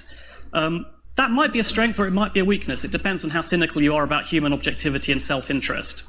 But nonetheless, it's an unfamiliar and potentially alienating approach to making decisions. A second issue is that the data on which artificial intelligences are trained today, in most part, comes from human beings. And that raises questions about, one, about how you compensate the people who are providing labor of a sort to train the systems. Another is the garbage in, garbage out effect, to put it bluntly, which is that if the data is not good, neither are the outcomes. And the decisions made on it may be poor or in some way socially suboptimal. And there was an investigation last year by ProPublica which found that a risk assessment algorithm used by criminal justice systems in the US was biased against black people. Now, the reasons for that are still debated, and the reason they're debated is because AIs can't explain what they do. It's worth remembering that neither can we most of the time. So, that's not a strike against artificial intelligence, but we can't explain how they reach the conclusions they do. So it's difficult for us to judge whether they are being correct, unfair, or otherwise. So, and I agree that AI has been around for a long time. It's just what happened in recent years is that we have more data, we have more powerful machines to make our algorithms to be more powerful, and it's being applied in many areas, so people are more aware of it. In fact, we have been using AI technologies for decades already. So I think this is the trend. The fundamental difference, I would say, between AI technologies and other information technologies really is the learning ability of the machines. That the machine does not simply memorize your name or your address or something, but actually is learning to be better in making decisions, in recognizing your voice, in translating the text. So it's that learning ability, I think, that distinguishes this technology from previous IT. Does that present a challenge to us? I mean, the kind of challenge it presents to us as humans feels very different at this point in time. Is that going to go away? I mean, does anyone want to respond to that? Is that a transitory feeling, or is that something we're going to live with forever? Well, let me just add, AI is certainly a transformative force, and it's going to transform everything we do. But there's no mystery, there's no stigma, there's no fear, no panic. When I look at the AI, it's a lot of data, it's very advanced neural network, algorithms, and it's all the computing power. So if you have a smart computer scientist, make sure you write the right code, it will help us, will empower us, it will amplify our capabilities. Who are we creating this world for? What is this world really about that we are creating? What is the role for human beings in this world we're shaping? Is it just to make our lives easier? Or are we really creating a transhumanist society, which is really going to be about the technologies taking over the earth and leaving us behind? Well, a regulatory route is a possible way of going. I happen to be very much involved in the governance of AI and robotics, and I think we need a totally new model to govern emerging technologies. The regulatory route is largely dead. We don't have legislators who can stay on top of all the sciences that are coming out of the fourth industrial revolution. There's a reaction to over-regulation. So we're in a universe where that's not going to be satisfactory unto itself. But perhaps we're in a universe where industry for the first time can take leadership. And I think it may take leadership in the realm of AI, partially because there's a GMO-like elephant lurking in the AI closet ready to pounce out. And what I mean by that is GMOs have been rejected by Europe and Canada. The AI industry does not want to see a large public reaction against artificial intelligence. So I think the industry might be more involved in responsibly looking for ways to regulate it. Now that said, those kinds of soft governance mechanisms, they're never sufficient. You're also going to need some form of hard regulation to at least punish wrongdoers or violators, those who don't deploy their technologies in a responsible manner. I imagine people in the room are wondering, how did she get on this panel coming from Sundance Institute, which is a film organization traditionally, but the program that I direct is a convergence space for scientists, technologists, and storytellers. And why is that critical? Because if any of these things are to be implemented in a way that mitigates some of the pain points that we've seen in past industrial revolutions, we have to have a strategy for the cultural sector. We have to have a strategy for engagement with those that don't understand these systems at these high levels. So some of the ideas that have been bubbling up from this community, the Ford Foundation has been commissioning, Rockefeller, there's a number of foundations that cross policy and cultural sector lines, have empowered me and others, peers in the field, to do a survey of what is a way that these emerging technologies and these emerging media, particularly around artificial intelligence, can proliferate with equality, justice, and with that sense of identity frameworks going forward. So I think that part of the concern, the fear that we're feeling in the world around these incredible new technologies is not just the technology itself, it's a traumatized shell shock to seeing how it has been in the past the transitions have been have not been managed very well in the past. So we're afraid of systems of oppression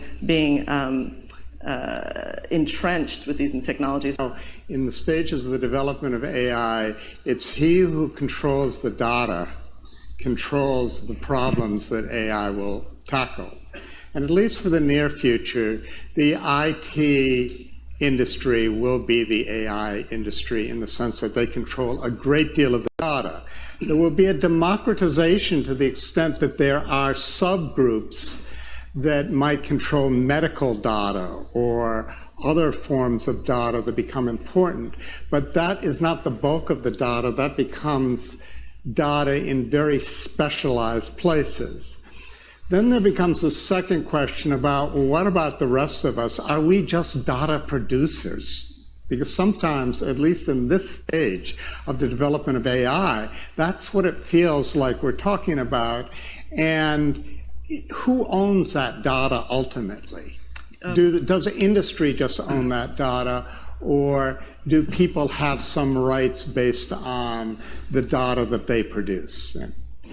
There are also other concerns, I personally have. It's about data. It's not about the privacy or security. It's about openness of data. Now, if you look at the PC internet days, actually it was pretty open. The internet was very simple. You have a PC, you have a browser, it's HTML, and all the data are searchable. And it's pretty good. But when we move to the mobile internet, you find the companies actually unlock their data, the app, the apps. Right? It's pretty hard to search, find the information within app. All the contents and the information actually are become locked. It's against the very principle of internet.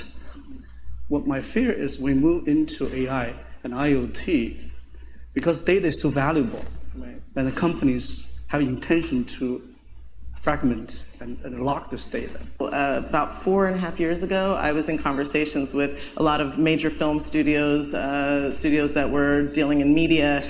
And at that time, there had been a big kind of flashpoint with Netflix, particularly because House of Cards had started doing so well. And that was a content that was constructed through the analyzation of the data. They found out Kevin Spacey was really something that was trending, and they found out that political dramas was trending, and they constructed House of Cards, and boom, you had this great success. So now, all of a sudden, all these major studios and media companies were trying to create algorithms and to create a framework with which we could mine the data. And what started happening is hyper-customization that narrowed the results that were coming back to their audience so that they were being fed what they've already consumed, and being fed what you've already consumed narrows your worldview. At the time, there was a marginalized group of voices saying, if we're only following what we think is optimizing the revenue flow of doing this hyper customization through these algorithms, we're going to cannibalize ourselves eventually because people are going to get bored of seeing the same thing over and over again.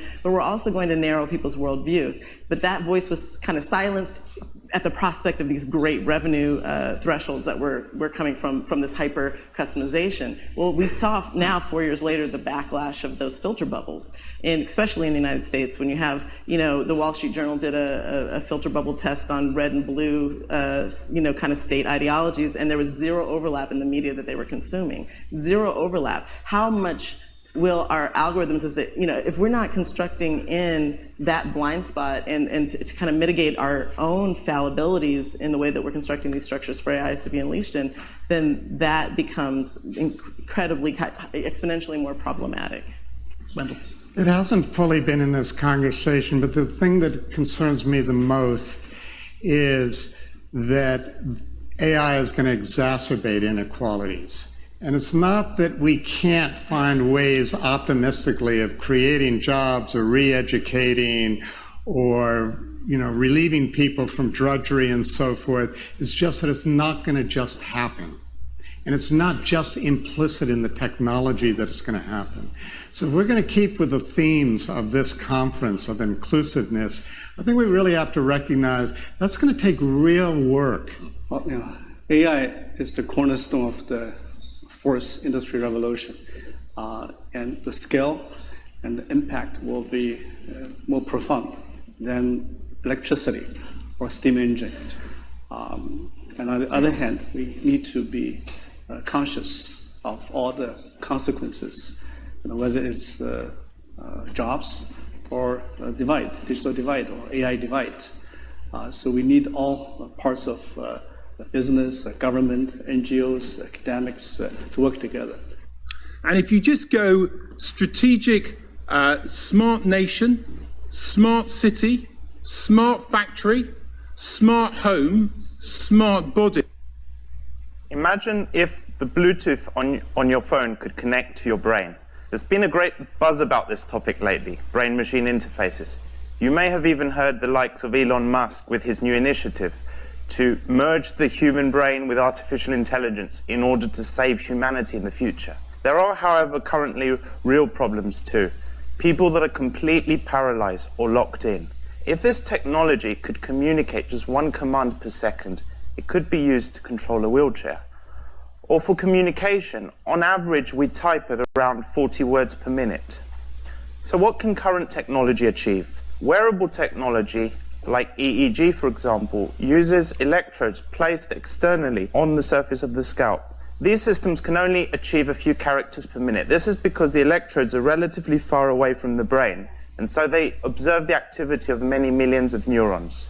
And so this is very noisy, and for this reason, implantable systems are being considered. A good example here is the BrainGate system developed in the US. This uses a tiny microelectrode array implanted in the motor cortex to record activity, decode it, and control a cursor.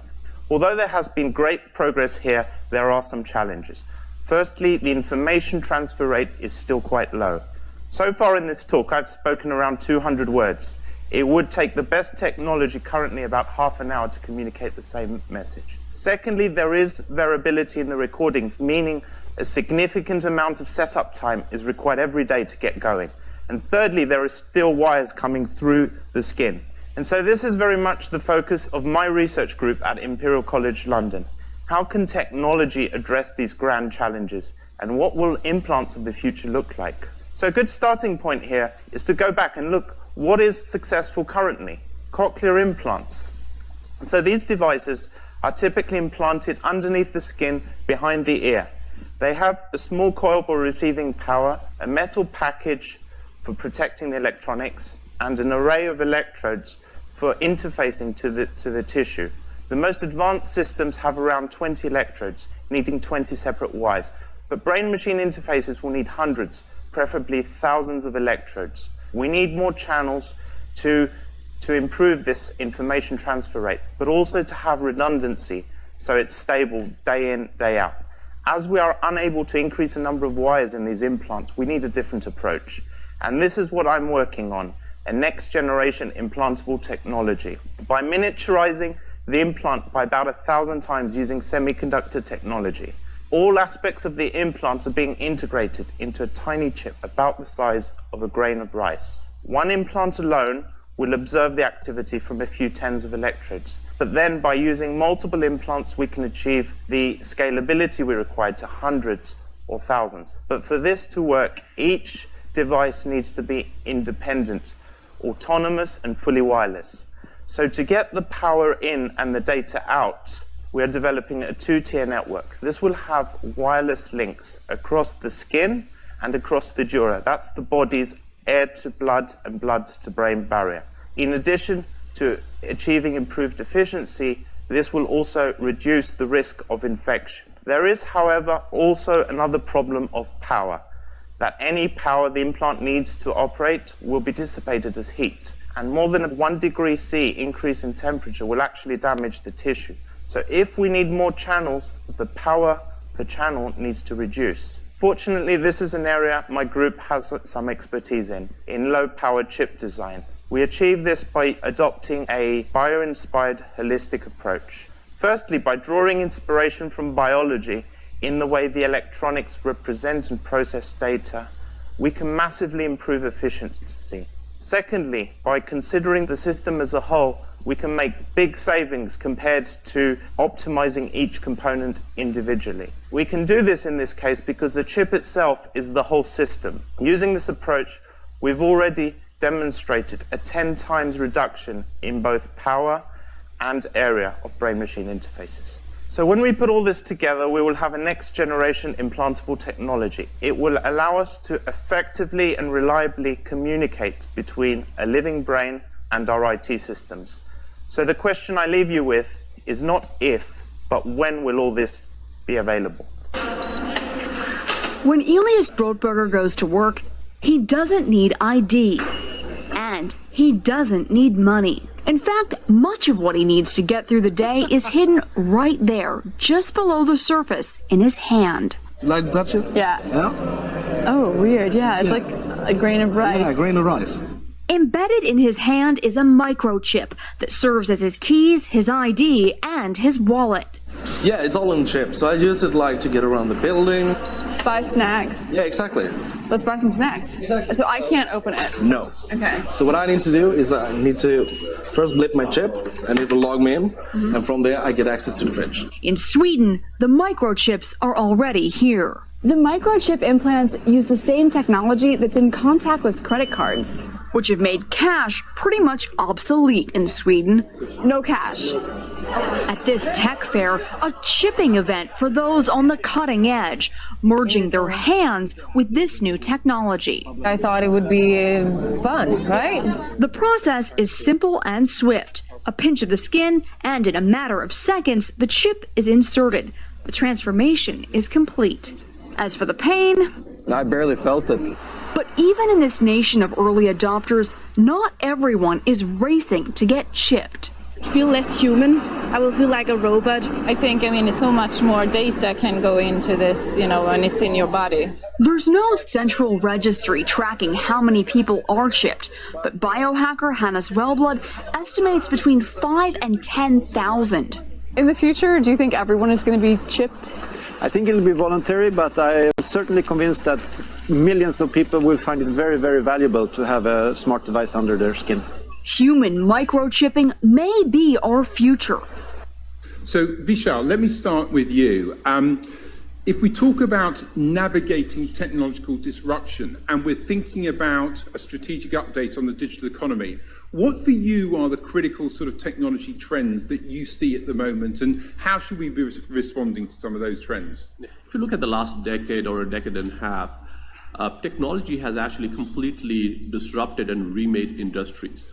And whether you think about the retail industry or you think about the financial services industry, the media industry sector, it's completely changed the way we do things. For example, this how we watch TVs, how we use maps, how we listen to music. There are no dictionaries anymore, right? So between this device and the cloud, we have completely, there has been a whole shift in the way industries work. And this trend is going to continue, right? If you look at the next set of shifts that are happening, this is all driven by data. And there is so much data that's being created currently and will get created. If you just look at the last 2 years, there's more data has been created in the last 2 years than the entire history of mankind. And that's the rate at which data is growing. So there will be more disruptions going forward. And there will be other industries that will get disrupted. For example, I think healthcare is one that will change a lot over the next few years. Insurance will change a lot over the next few years. Education, I think, will change a lot over the next few years. Transportation, you're already starting to see that shift happening. So this is an ongoing shift, and this is all happening in 20 years. Industries that existed for the last 100 years in a certain way are completely changing, and that will happen. And to answer your question, the other part of your question, Mark, what should companies do? The way I look at it is companies have to get ahead of the curve or disruption will happen to them. Welcome to the digital universe. As we all know, we are now in the age of the digital explosion. In the past 2 years, the data generated accounts for actually 90% of the total data generated by mankind in the human history. Let's take healthcare sector as an example. In the 1950s, it takes 50 years to double the health digital data. but in 2008, it only takes 7 years. And then in 2015, it only takes 3 years to double the digital quantity. It is expected that by the year 2030, the doubling time will only be 3 days for the healthcare sector. As you can see, we have a large digital explosion. Also, I want to share with you the data about 730 million netizens, and also we have about 500 million mobile phone users and payers. Actually, if you go to groceries, you can just pay the bill by your mobile phone. So the growth of internet has led to such digital explosion. Personally, all of us are creating a lot of data. Just take all of us as an example. The wearable devices we have generated a lot of data. It is expected that every second we will create, and every day we create 140 gigabytes of data. With such a large quantity of data, if we just use the traditional technology, we won't be able to deal with such a large quantity of data. So we need real and new disruptive technology to deal with the digital explosion. In this sense, I believe that cloud computing and big data, as well as the cognitive computing, or what we usually call as artificial intelligence, will play a critical role. As we all know, the traditional IT system can store data, but it cannot comprehend.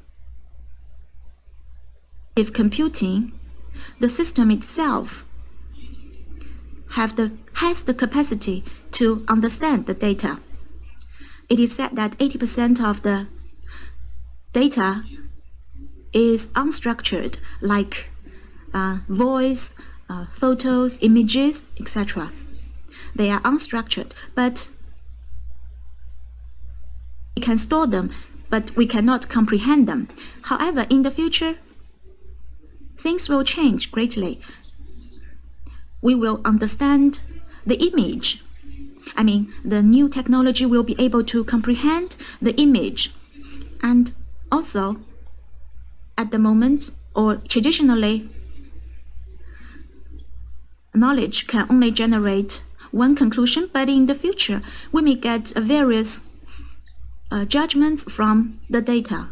Last but not least, interaction. The interaction between man and the machine and among the machines. I believe that it will play a very important role. I'm sure Madam Tan will talk about the data revolution in the healthcare sector. Talking about new technologies, we do have so many.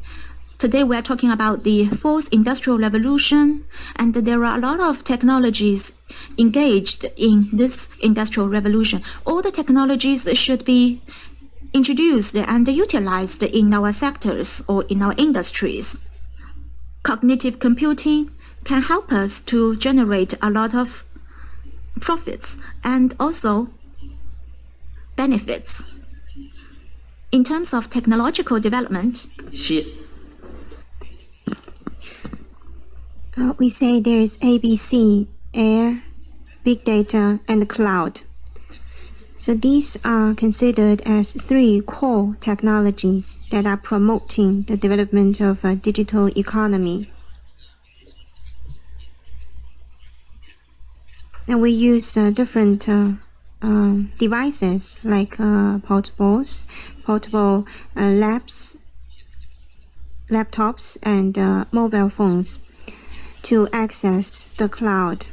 In China, being it e-commerce or the e-payment or the shared economy, in the past we were learning from United States, and today China is developing many of the proprietary patents, like the mobile payment has been developing by leaps and bounds in China, and the shared shared bikes, and these are some of the proprietary ideas generated from China. As other panelists have mentioned, China is leading the development of a digital economy, given the rapid technological development here and also the rapid business development here. So I think the convergence of three technologies, A, B, C, have been promoting the digital economy development in China. Along with that, there has been business development. How does a government keep up with the pace? How do the population keep up and accept change? So I would argue that the most important policy perspective is about people.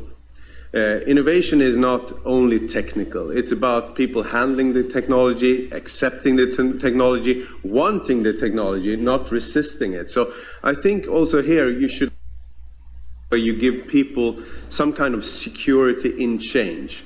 So in Sweden, I would argue that in Sweden we have a kind of a model that actually don't protect all jobs, but actually protects people in change. And that has given us some kind of black belt in structural change in the economy. And we need that more than ever now. You should also focus on education and skills, because people need new kind of education, and you have to build a kind of lifelong learning system, not only on a basic level, but throughout the life. And thirdly, I would argue that you should look into the pace of government. So we're working very hard in Sweden now with test beds, looking at different sectors where we actually test in real life environments, the new technology, the interaction with the population, self-driving cars in Gothenburg, or how does robotics will influence the elderly care in the healthcare system. How does this system actually work, and what do we have to think about to make it acceptable and good for people, but also what can we learn when it comes to regulation and future-proof regulation, so we can work together with industry, not resisting change, but actually helping change to happen in the right way. So lots of really important points there, but let's pick up particularly, I think, on the human-centered dimension of it. Vivian, I'd be interested from a healthcare perspective. How do you sort of see the whole question about how do we balance sort of technology change with the human-centered approach, and how have you approached that in Kaiser Permanente? Kaiser Permanente is one of the largest integrated healthcare systems in America. We have both the insurance arm as well as care delivery, and so we've been down this digital transformation for quite a number of years. And the most important thing that we've anchored the transformation around is actually human-centered. Putting our members, patients, and customers at the forefront. We already have 250 million digital interactions with our customers annually, so we learn a lot from them, from these interactions, and we have to analyze a lot of the data. Similar to HP, I think we have fundamentally changed the way we work. We have adopted Agile, we use design thinking. For us, because we're in healthcare, we tend, when we come up with new products or services, tend to try to design everything before we launch. And most recently, when we came up with a virtual preliminary solution, we went with the concept of a minimum viable product. Which is very cultural in our organization, but this is the kind of change in terms of how we have to work differently. And then finally, I think, was it Mrs. San or Mr. Chen talked about information and learning. Actually the minister, we fundamentally have to learn differently and think about our workforce. Just for statistics, there are about 5,600 medical journals that are published every year. That's about 900,000 articles, medical articles. If you're an average oncologist, you have to read 30,000 articles to just keep current in your field. this onslaught of information is just so large that just humans alone you cannot process all that information. This is where we will look to technology to marry how we learn and keep up with knowledge in a very, very different way. So Vishal, if we're sort of looking at transformation of organizations and we've got to balance technology and the human-centered approach, how do you think about that as you talk to organizations about how they go about transformation? Yeah, and they're both very equal and important pieces, because what happens is, in many ways, the cultural transformation is more difficult than the technology transformation, because what people have to do is they have to unlearn what they have done their entire lives and learn something totally different. And that's a very, very difficult way to do things. And what we've seen is, as we go to our customers and talk about change, that is a very integral part of what they need to do to adapt to the new world. Right. And some you've talked quite a lot about also how we transform cities and how we use data in a city's context. Chinese context, how is data technology transforming cities? What are some of the key ingredients that you need to get right? Take China, for example.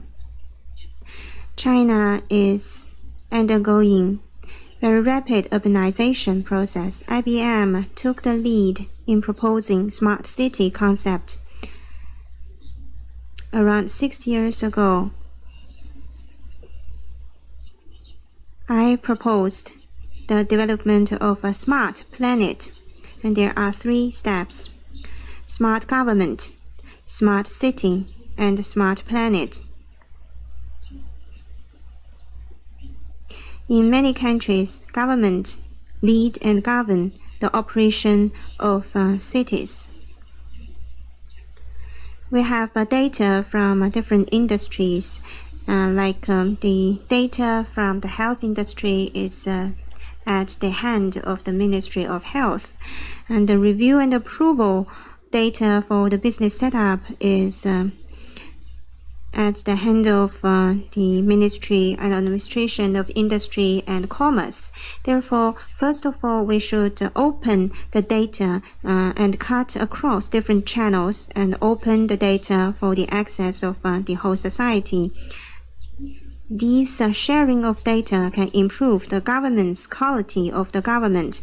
It also provides greater convenience to the people.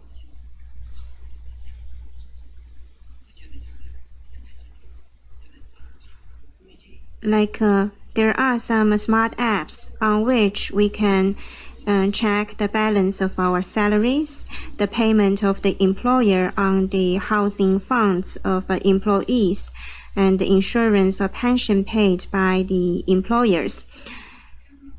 Once there is the opening of access to data, there can be such convenient services. But we see many of the data that are being grasped by the government hasn't been opened yet, and this is like the unexplored diamond mines. So once there is the access to these data, it will greatly improve the governance of the government and provide much greater convenience to the general public. So that until one day we may have the zero commission or fees charged by the government for the review and approval of setting up a business. The opening of access to data and the sharing of data will be the basis for the development of a smart city, smart government. Data might be the core of all these. Chinese government is determined to take the great opportunity of the sharing and opening of data to improve their governance and to facilitate innovation. A mayor of a city now pays attention to 2 important things. One is innovation, and the second is convenience provided to the general public. This is the common emphasis of many governments. So we always make this suggestion to the government: opening of data, sharing of data. Back to the question of smart cities, and when IBM first proposed this smart city, smart planet concept, actually there are three major elements to it. The first is instrumented, and that means data collections with all the sensors and so on and so forth. And the second is interconnected, and the third is intelligence. I think by looking at the China situation, we are very much instrumented. The data are collected all over the places, in the streets, in industries, by the government, and so on and so forth. However, interconnection is still a major problem. Even though we have internet, we have clouds, and so on and so forth, but we have many so-called data islands, which are not really connected to each other. Sometimes within one single ministry, the data are not really shared. There are many great walls. How this is going to be resolved? Mr. Sun just now mentioned about the data sharing by the government. China is ranked, I think it's 96 among 180 countries in terms of data openness. So how data can be open so that you can create a value. However, and of course, we understand opening the data, there are its own challenges. Essentially, for privacy, so for data security, so on and so forth. Intelligence is a space. There is still a long way to go. How we are going to let the data to create a value instead of letting the data to sit there doing nothing. Automation versus augmentation. So when you look at it from a business point of view, and you think about all these different technologies, what you're doing, how do you think about this issue about job creation, job destruction, and how do you, as a sort of a business leader, approach that issue? Yeah, I mean, technology, I feel, is actually neutral. It's how it's being used. I think all of the above will happen. There will be roles that will be automated. And, we put in an electronic medical record 13 years ago, and overnight, we didn't need chart rooms, and we didn't need people carrying charts from room to room. So we've always been going through the impact of technology, and we will continue to have to manage through that. I think we are so poised to actually get a lot of the benefit from human and machine interaction. Just to give you a non-healthcare example, there's this thing called free chess.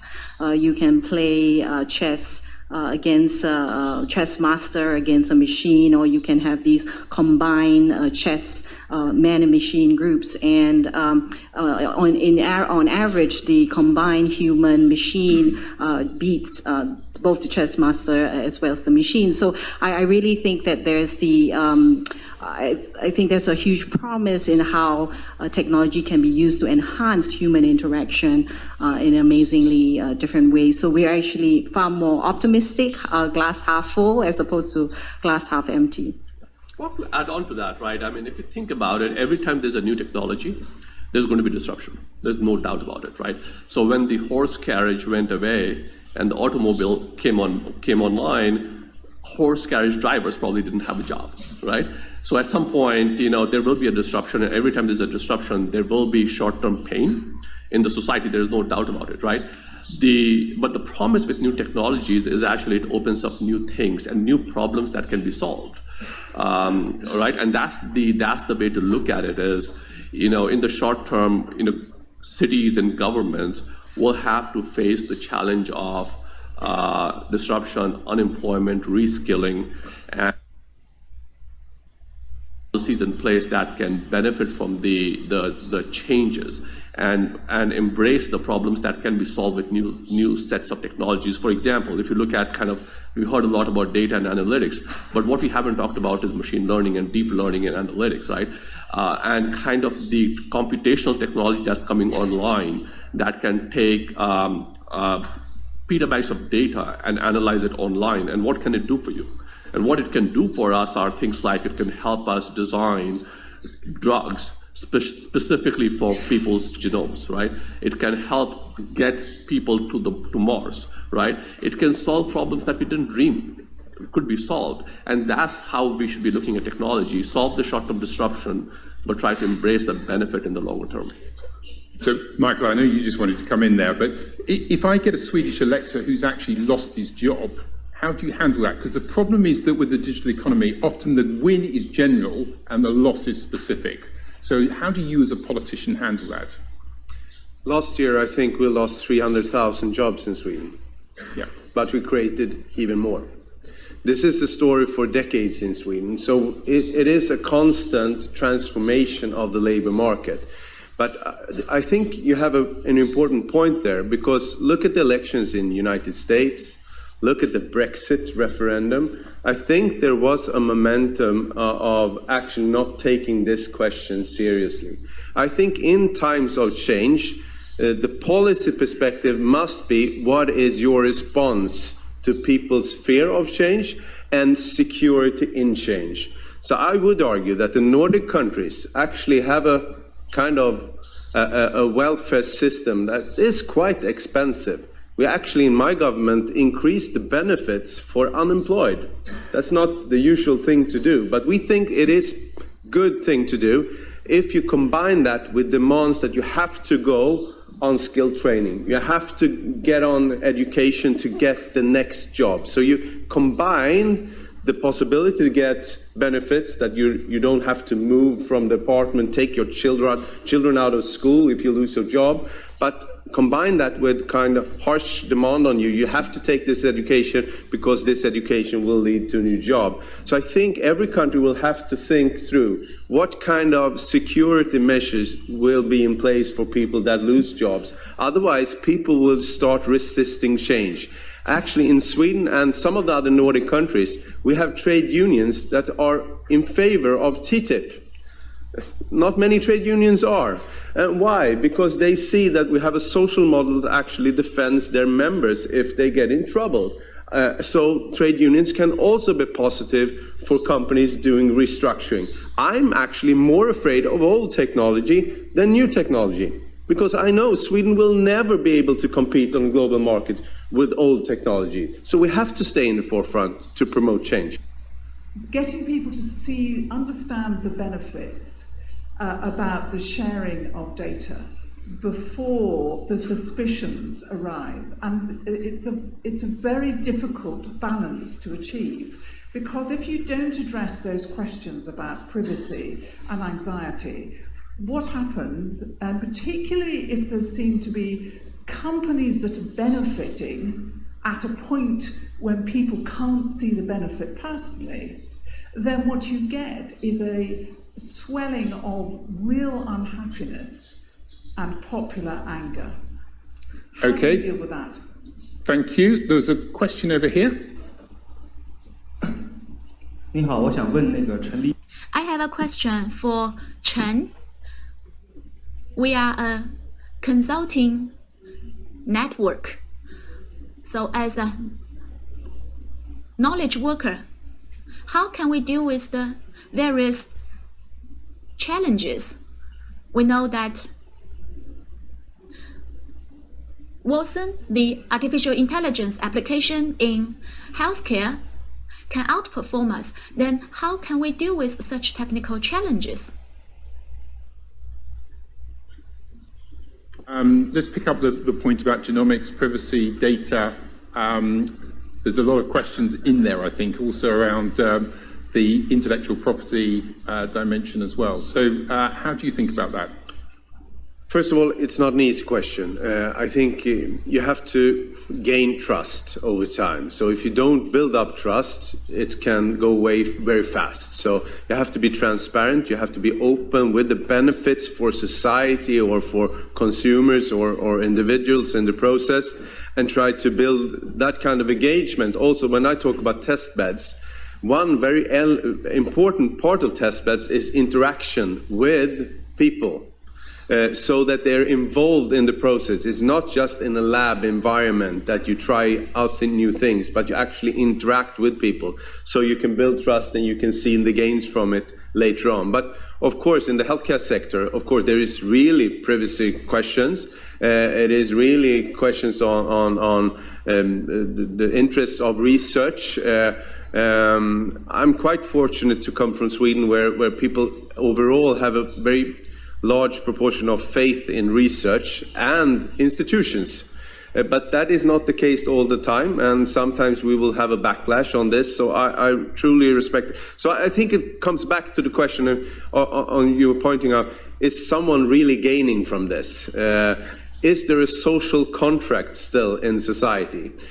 How do you formulate the social contract? It's not only a political question, it's also about private companies. How does they see their social contracts with citizens and with society? I think this will be even more important when you see the super rich going off, almost leaving the planet, and we have all the needs still around in ordinary day lives. So I think the social contract issue is really relevant when we talk about digitalization. It's not an easy thing to solve, but I think openness, transparency, and also pointing at the gains that we can share together. So Vivian, social contract, but also I think interestingly in an ecosystem, because increasingly we're operating not just sort of one company in isolation, but you're operating with multiple companies, particularly in your sector. So how would you approach this question? Yeah, I think it starts from the very fundamental practice of asking what consumers want. Members, patients, and customers. At Kaiser, we have 11 million members, and on a voluntary basis, members can actually information. So we have been actually collecting that over the last 5-6 years. Recently, we launched a survey in support of some work by the National Institutes of Science. We've asked 10,000 members, patients, and customers, how do you want your genomic information used, and what are your preferences? That work is ongoing, but what we've realized is actually there are different preferences. Thank goodness I don't have to deal with the policy issues, Minister. But how do you deal with a policy framework where there are actually multiple segments with different preferences that you have to honor? And really, some people are very worried about de-identification. Other people don't really care. You can put all their information on the internet, and they wouldn't even mind. Personal data or private data has a privacy concern. INSPIR manages the health data of 96 million people in Shandong province, where the company locates. How can we manage and utilize the data has become a very important issue. One of the utilization or application of the data is called the combination of yin and yang, to quote Chinese sayings. China is rapidly aging. Home-based elder citizen care is a major way to deal with the aged population. Hypertension, diabetes, and other chronic diseases have been influencing the life of many elder citizens. Quality data helps us to provide better nursing to these home-based elder citizens. With wearable devices, the key health indicators can be communicated between the patients, the elder patients, with the health institutions. The sharing of the sharing of this data has enhanced the synergy of work between the home care and hospital care.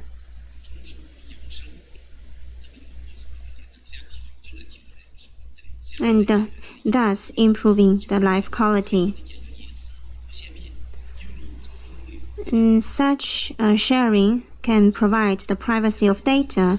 Meanwhile, it improves the quality of life.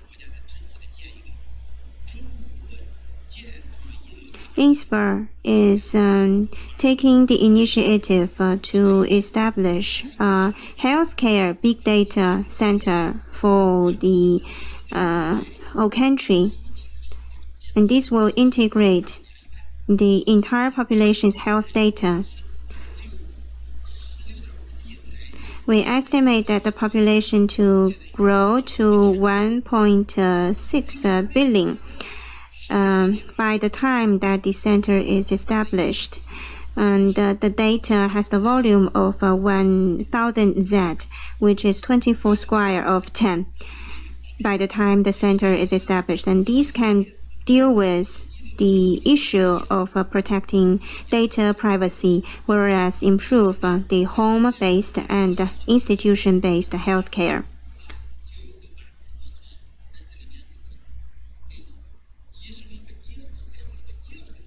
For this database, we will also introduce the professional ideas from the health professionals. So gradually, we will improve this data center. Well, in particular, this is important in China. Just a couple months ago, Bain & Company published a white paper that's named Spatial Economics, in which we predicted that the cost of distance will decline sharply in the next 2 decades, which really impact the way we live our lives and the way we work. And the catalyst to this historic shift is really enabled by an array of new platform technologies. Just to name a few, we will have ubiquitous connectivity driven by telecom and Internet of Things. The last mile delivery cost will decline dramatically, driven by autonomous vehicles and delivery drones. We will have finally affordable household or individual robotics enabled by technologies like cognition and dexterities. We'll have decreasing minimum skill points in all kinds of retail businesses, so that a retail shop or a restaurant can serve a much bigger radius of consumers, enabled by technologies like big data, 3D printing. So the results of all of this is that we will see more and more people moving outside of the city centers and to live in the suburbs or exurbs or the new villages.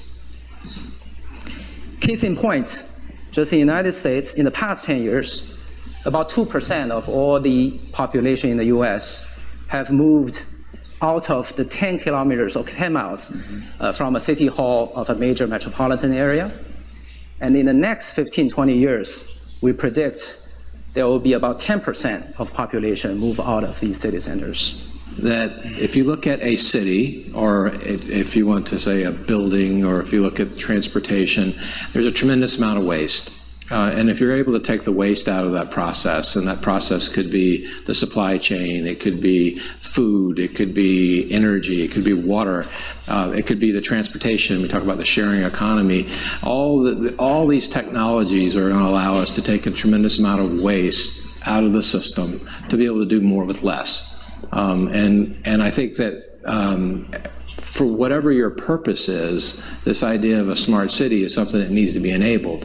For Johnson Controls, it's enabled by making the devices that we provide smart, making them capable, and making them able to connect to a different purpose. Because as you start talking to the different panelists, or talking to people in the audience, or just any individual, and they talk about a smart city, they're actually going to give you a different perspective. And it's not a wrong perspective; it's a different perspective. And I think that perspective is one that you have to talk to the different constituents and try to find out what problem you're solving. And for Johnson Controls, if it's around energy, the environment, efficient, effective transportation, more effective use of space, this is for us. This is the domain in which we serve a smart city. As you bring these services, what are the biggest challenges that you face today? Well, the biggest challenge is that technology is moving faster than we can move. I mean, I can promise you that this conversation that we're having today, we had this 6 months ago. In fact, in Davos, I was part of the conversation, that technology has already moved. The idea of what's possible has moved. I mean, this conversation around artificial intelligence and what is it really and what can it do? I actually think that people are just getting their head wrapped around what are the technologies. And so I think that very often you've got this reluctance to move because technology keeps moving ahead. And I think what's probably most important is that you need to do something. You can't wait. And you need to make sure that you can't future-proof, but you get engaged in the conversation and understand that a lot of the paradigms that we have, wherever we're coming from, are being shattered and rebuilt and shattered and rebuilt. And so the most important thing is to make sure that you build smarts into what you do so that you have the opportunity, making sure things are connected, to be able to take advantage of all the things that our mind probably can't even get around what those opportunities are. First, I think we stand here at a unique period, because I think what we're seeing here is some of the convergent capabilities that you discussed is really moving us into this era where this transformation becomes execution of building these capabilities, whether you look at governments, whether you look at cities, or whether you look at businesses, that for the first time moves beyond theoretical capabilities into the application of what exists today. And in very simple terms, we have now this ubiquitous, high-speed mobile connectivity pervasively available around the globe. We have now the availability of sensors, low cost, low power, long life, that now when you connect with this capability of wireless connectivity and reaching what is now ubiquitously available compute from the cloud, you can empower all of these smart objects with intelligence and now begin this journey that leads to enabling new capabilities for cities, businesses, and others. And as we look towards that, the approach that we had taken in this domain for some time, and I look back as we began our journey a decade ago, well, we didn't call it Internet of Things and the set of solutions and verticals that we enable today. This all began with just looking at emerging devices and emerging capabilities that today are real. And so as we look towards these, we began building verticals that begin enabling connected cars, connected fleets, connected homes, and then moving beyond that, very specific applications around connected medical technologies. But in 2015, we specifically stood up for cities, a dedicated organization under our IoT vertical organization, to begin looking at what is the future of a connected city and how do we bring that to life. And then I'll look at what I think becomes the anchor tenant. But a lot of that evolved is looking at what is the difference that these convergent technologies can bring that we can apply today. And I think as we get into the next phase, we'll talk about what comes next to begin to improve the security of a city, to improve the engagement of citizens, and importantly here, to improve the efficiency and sustainability and everything around it for cities.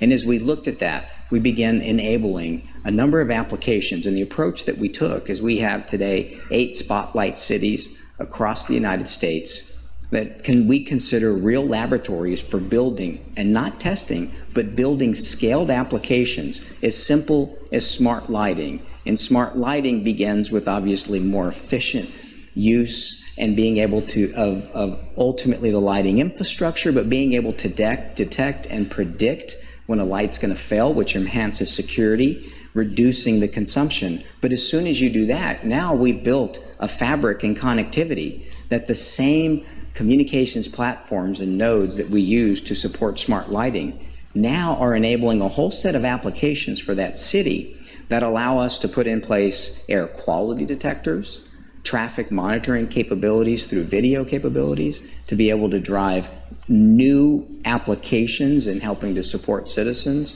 But importantly, they go as far as putting in place gunshot detectors. And this ties into when I talk about the concept of now this public-private engagement, because as this converges now with what comes next in the anchor tenant, much of this, beyond just citizen support, really comes down to improving public safety. And as we look towards that, and we like to look at that saying that public safety is the anchor tenant for much of what we do. But all these capabilities that I just described, when you converge it with that, we think will become transformational into the future of what a modern city looks like.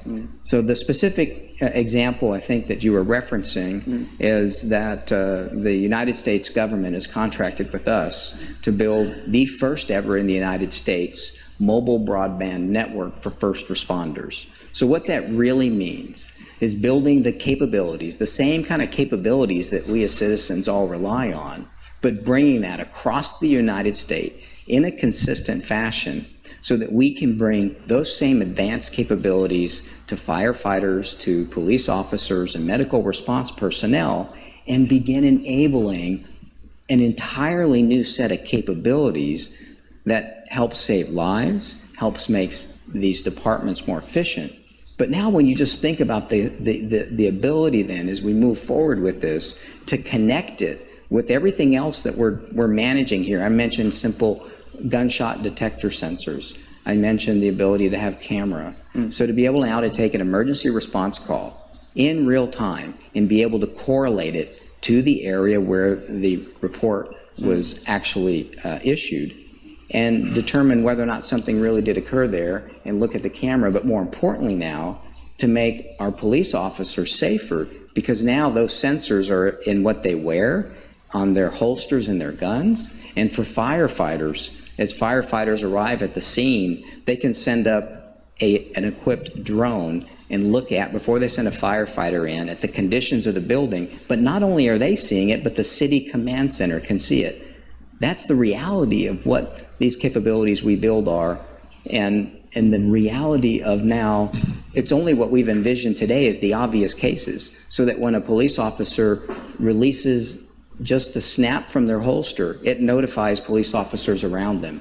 That's the benefit of a connected society, a connected city, and now as we look at this, the public safety as that anchor tenant for driving the next generation. And I think we'll talk more about this here and what comes next. I think it's a totally change the traditional concept. We come to cyber society. So that is a kind of a new governance. That is a challenge to the government also, because if you don't sharing your information, you are not convenienced. Today you pay by credit card, by mobile phone. You want to call Ubers, and you're sharing a mobile phone. If you don't tell your location, you cannot access the services. So security is not an issue about technology.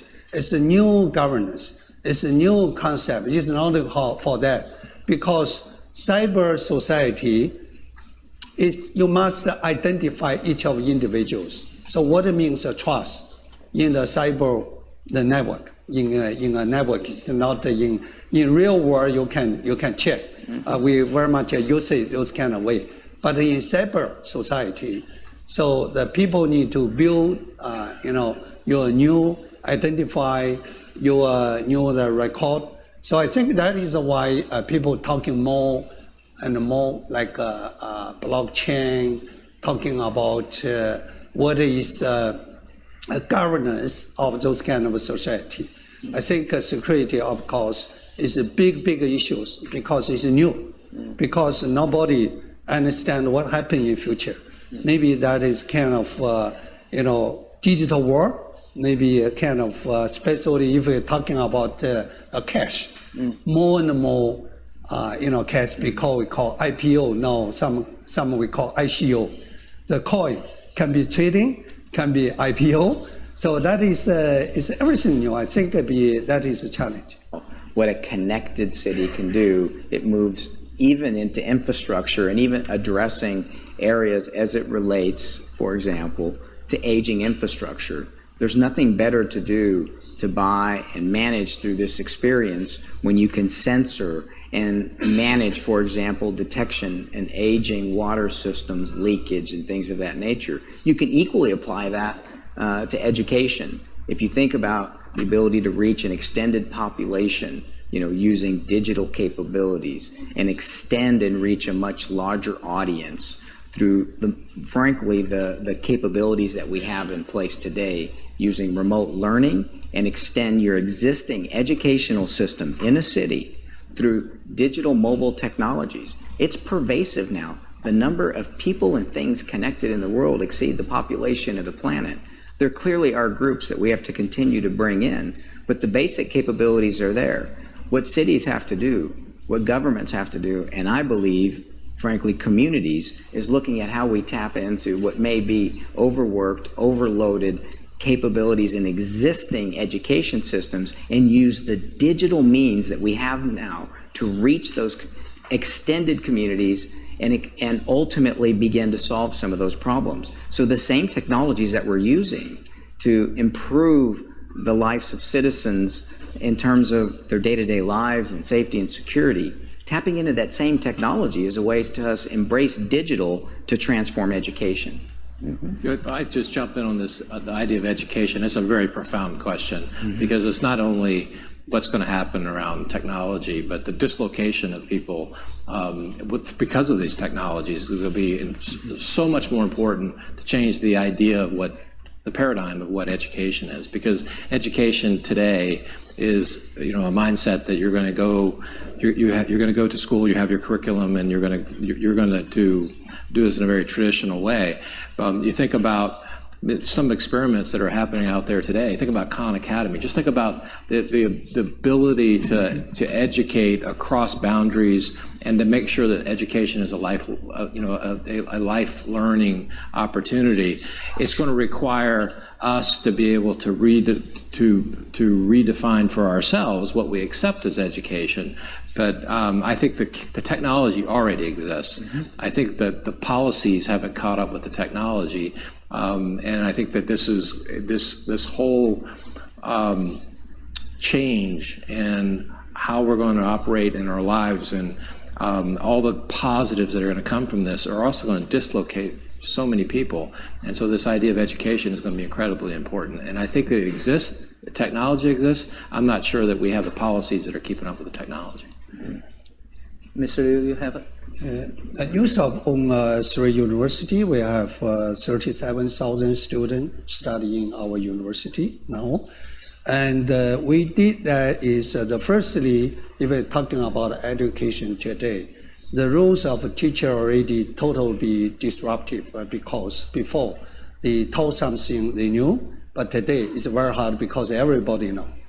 Everybody knew the knowledge. The teaching the process is cannot just tell something because you can Google, you can Baidu, you can got everything. So that means the smart city for smart education means we must have a new platform, like a teacher, professor become the knowledge integrator. It's not only just bypass some information from one hand to another hand. So that way, that means we need a new platform. It's a cyber, it's a new education platform. That's one. Secondly, if we're talking about education, its job is a big shift. And before we're teaching something, and then we think that kind of knowledge can support young people working for 5 years. But today, when you come to university, the first day you learn something, maybe never be used again after 4 years. So that means the learning cycle becomes shortened, and also, so how to the teaching the student, like him, to have an opportunity to become more innovative. So that is another big impact to education system. So we did is we build a platform, like most students starting their startup company when you come to our university. We have few hundred small company. Is for students, they use our internet. We have a lot of new things like AI, like IoT, something like student to know what is happen in the future, like him to learn not only knowledge, like him to understand what is the trends of the future. It's key for education. Like city of Dalian is very smart. I think in 15 years ago, this city, every university starting have a software college. Everyone, even foreign language university, they also have a software college. So that means make this city that become a booming for Thailand in digital technology. already offer from that time a few thousand people working on software, but now 200,000 people working for software industry. It's because digital technology drive the transformation of education and also offer more and more big opportunity for the young people staying here and then value their career. I like to add, Bain also did some very interesting work in the digital education space, right? So when you Alex talked about the traditional education where, you have to be, the student has to be in a physical location and seeing the teacher face to face.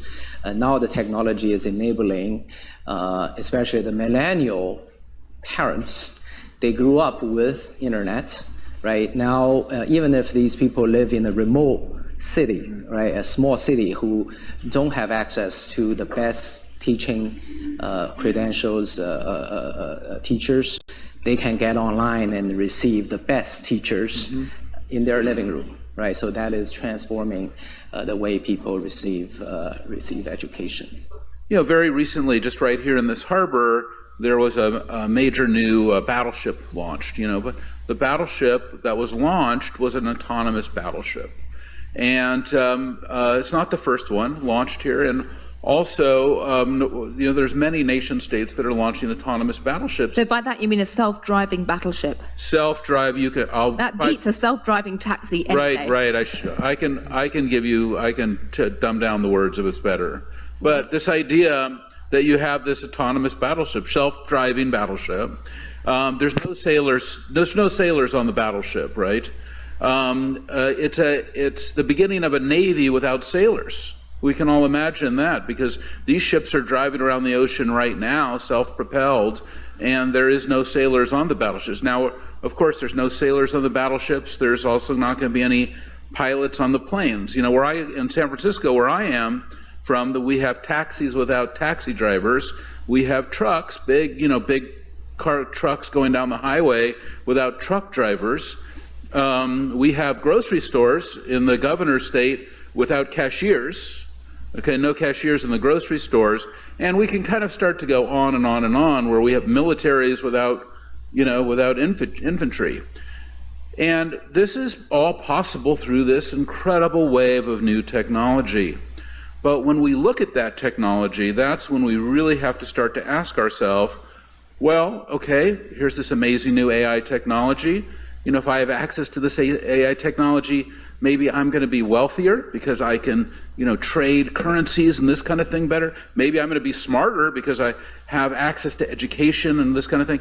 Maybe there's going to be maybe I'm going to be healthier because, all of my medical data is now being, intelligently brought to me, through smart devices and through sensors. So those are some powerful dimensions, and you don't have to apply that individually. You can also look at that organizationally. Companies will be better with AI. Countries or states will be better. But what about the ones who do not have it, you see? So that's when I would say, okay, you can put it all out there, but then hold on. This AI, is this going to be held by certain companies or certain countries? We know there was a major nation state leader who said last week that the country that controls AI will control the world. So that was the Russian leader, wasn't it? Countries like India, which have adopted digital as one of the major platforms, our Prime Minister has taken upon himself as one of the big pillars is Digital India, in which he wants to connect everybody in the country in the shortest possible time frame. And we are talking about 18, 24 months. Every Indian will have a phone in their hand. On top of that, what has been done is every Indian now has a national identity, which is linked to biometrics. It takes you less than 1 minute. You put your thumb in any place you go in India. Every store will have a $20 device. Put your thumb in 1 minute, you are verified. It's saving India alone $8 billion every year. Wow. And that is on the back of that, you are generating new services which the government could have never possibly delivered to its population. So technology is an imperative. We have no choice but to use technology. I know there are fears around the world. Some, people, very significant people, talk about what robots can do to humanity, how technology can take away the life out of societies. That there's no doubt scientifically that a fourth industrial revolution is something we are embarking onto, and that it's a necessity if we're serious about achieving the Sustainable Development Goals. So there's no doubt that we need this exponential rise in innovation and disruptive transformations. In fact, decarbonizing the world economy in 33 years, which is a necessity to stay under 2 degrees Celsius, the planetary guardrail is achieved or agreed upon in Paris, is a revolution. To feed 9.5 billion co-citizens by 2050, 8.5 billion by 2030, is an agrarian revolution. Moreover, it has to be sustainable and healthy. So I would even argue that, just 2 blocks down, when heads of state signed the Sustainable Development Goals, one reason why they made this phenomenal accomplishment may have actually been that they didn't really understand what they signed. Because it's such a phenomenal roadmap for people and planet of revolutionary proportions. But I think the key message from science is the following. We've had revolutions before. We've had an agricultural revolution, we've had an industrial revolution, which could operate on a resilient planet. It didn't have to be sustainable. In fact, the Earth system subsidized the previous industrial revolutions by allowing us to overexploit natural resources, undermine biodiversity, overfish the oceans, and moreover put so much pressure in the atmosphere and heat in the oceans that the whole system just pushed our damage and abundance under the carpet and could absorb without sending any invoices back to the economy. Now we have to reconfigure for the 4th industrial revolution for the first time ever. It will certainly be another exponential journey. The previous revolutions were so exponential that science today invites humanity to a whole new geological epoch, the Anthropocene, where we have become the human dominating force of change at the planetary scale. Now, the 4th industrial revolution will certainly also be exponential. It has to be exponential for the human side of our challenge, but it has to succeed within the safe operating space of a stable and resilient Earth system between the boundaries that science can today set for a stable Earth system. Now, is this a constraint on the 4th industrial revolution? Probably not. It probably is signaling to innovators and entrepreneurs and all the big industry and communities around the world that the depth of innovation must be even more challenging. If you want to digitalize mobility in the world and also decarbonize it, it will be an even more rapid innovation pathway. We've come so far in this that we realized, holding hands with business and scientific community, that we need to set science-based targets for this safe operating space for the 4th industrial revolution. If I may say so, how we domesticate the 4th industrial revolution to keep it within the boundaries of the Earth system, that we're suggesting actually during this week that we now should set up an Earth Commission. An Earth Commission with one task: to bring forward the science-based targets of the 2 degrees Celsius equivalents for climate for all the systems on the planet for the 4th industrial revolution, on biodiversity, oceans, nitrogen, phosphorus, land, forest, so that we know within what guardrails do we now need to, so to say, operate this 4th industrial revolution. So there's something new happening here which is completely novel in terms of the science-business partnership in such a journey. I'm tired of declaring temporary one-off emergencies. We've got to look at this as a planetary emergency. And there is no other way to think about it that is adequate to the task at hand. So when I think about the 4th industrial revolution, there's many revolutions we have to have, but decarbonizing the world economy has to be fundamental because everything else will fail. And I'm glad that we got a UN that's working on this.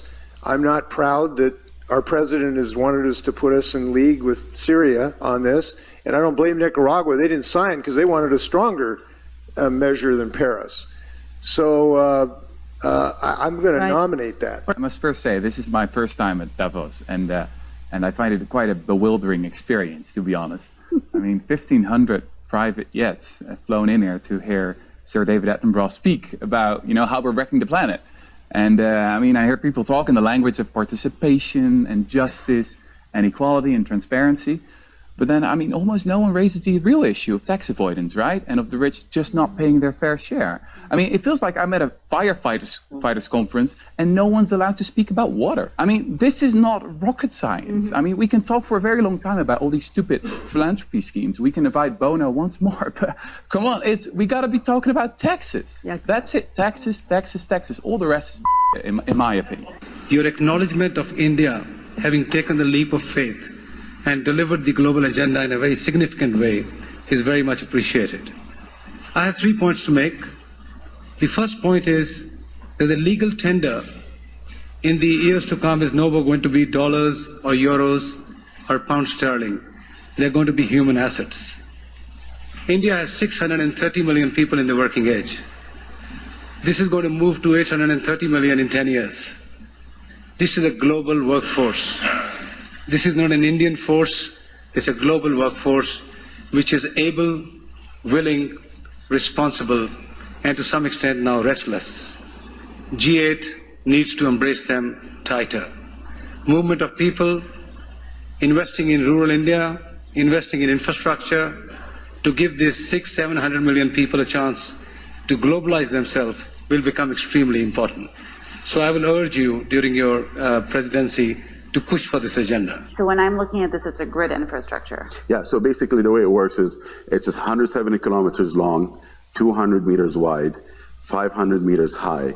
The height is from the sea level. Yeah, looks like a high-rise prison. All privately owned cars banned. Virtually no traffic. You can go to different places very efficiently without using cars. There are no cars. Not one single car? It's going to be different types of transportation. Digital ID database tracking who's been vaccinated and who hasn't. You need to know who's been vaccinated and who hasn't been. Some of the vaccines that will come on down the line will be multiple shots. So you've got to have, for reasons to do with the healthcare more generally, but certainly for a pandemic or for vaccines, you've got to have a proper digital infrastructure. Implanted brain chips. I do believe that within many of our lifetimes, we'll see healthy people using implanted brain technology as well. Ingestible chips that send wireless signals to authorities when someone has complied with taking a pharmaceutical product. It is basically biological chip that it is in the tablet. And once you take the tablet and dissolves into your stomach, sends a signal that you took the tablet. So imagine the applications of that, compliance. The insurance companies to know that the medicines that patients should take, they do take them. Absolutely deranged, and they call us the crazies. A new COVID scale pandemic. The odds, in my view, are better than 50-50 that there will be a COVID scale problem within the next 15 years. Can't wait for that one. The total elimination of free speech under the bullshit excuse of combating hate and misinformation. Because what qualifies as hate speech, as illegal hate speech, which you will have soon also in the US. I think that we have a strong reason why we have this in the criminal law. We need the platforms to simply work with the language and to identify such cases. And that's it. There we go. Finished it. Good night, man. Keep working. Dope move. Straight facts. I wish I could donate some bits or something. Oh, dude. Just thanks for watching, you know? Whenever you got the time, just share it wherever you can, you know? Share it, clip it, what have you. Because more people you can manage to know what's going on, the better. Anywho, thank you for just watching. Thank you all. I'm tired myself. I'm gonna go to sleep now. I'm sorry the film didn't have a big ending, but ended. So, good night.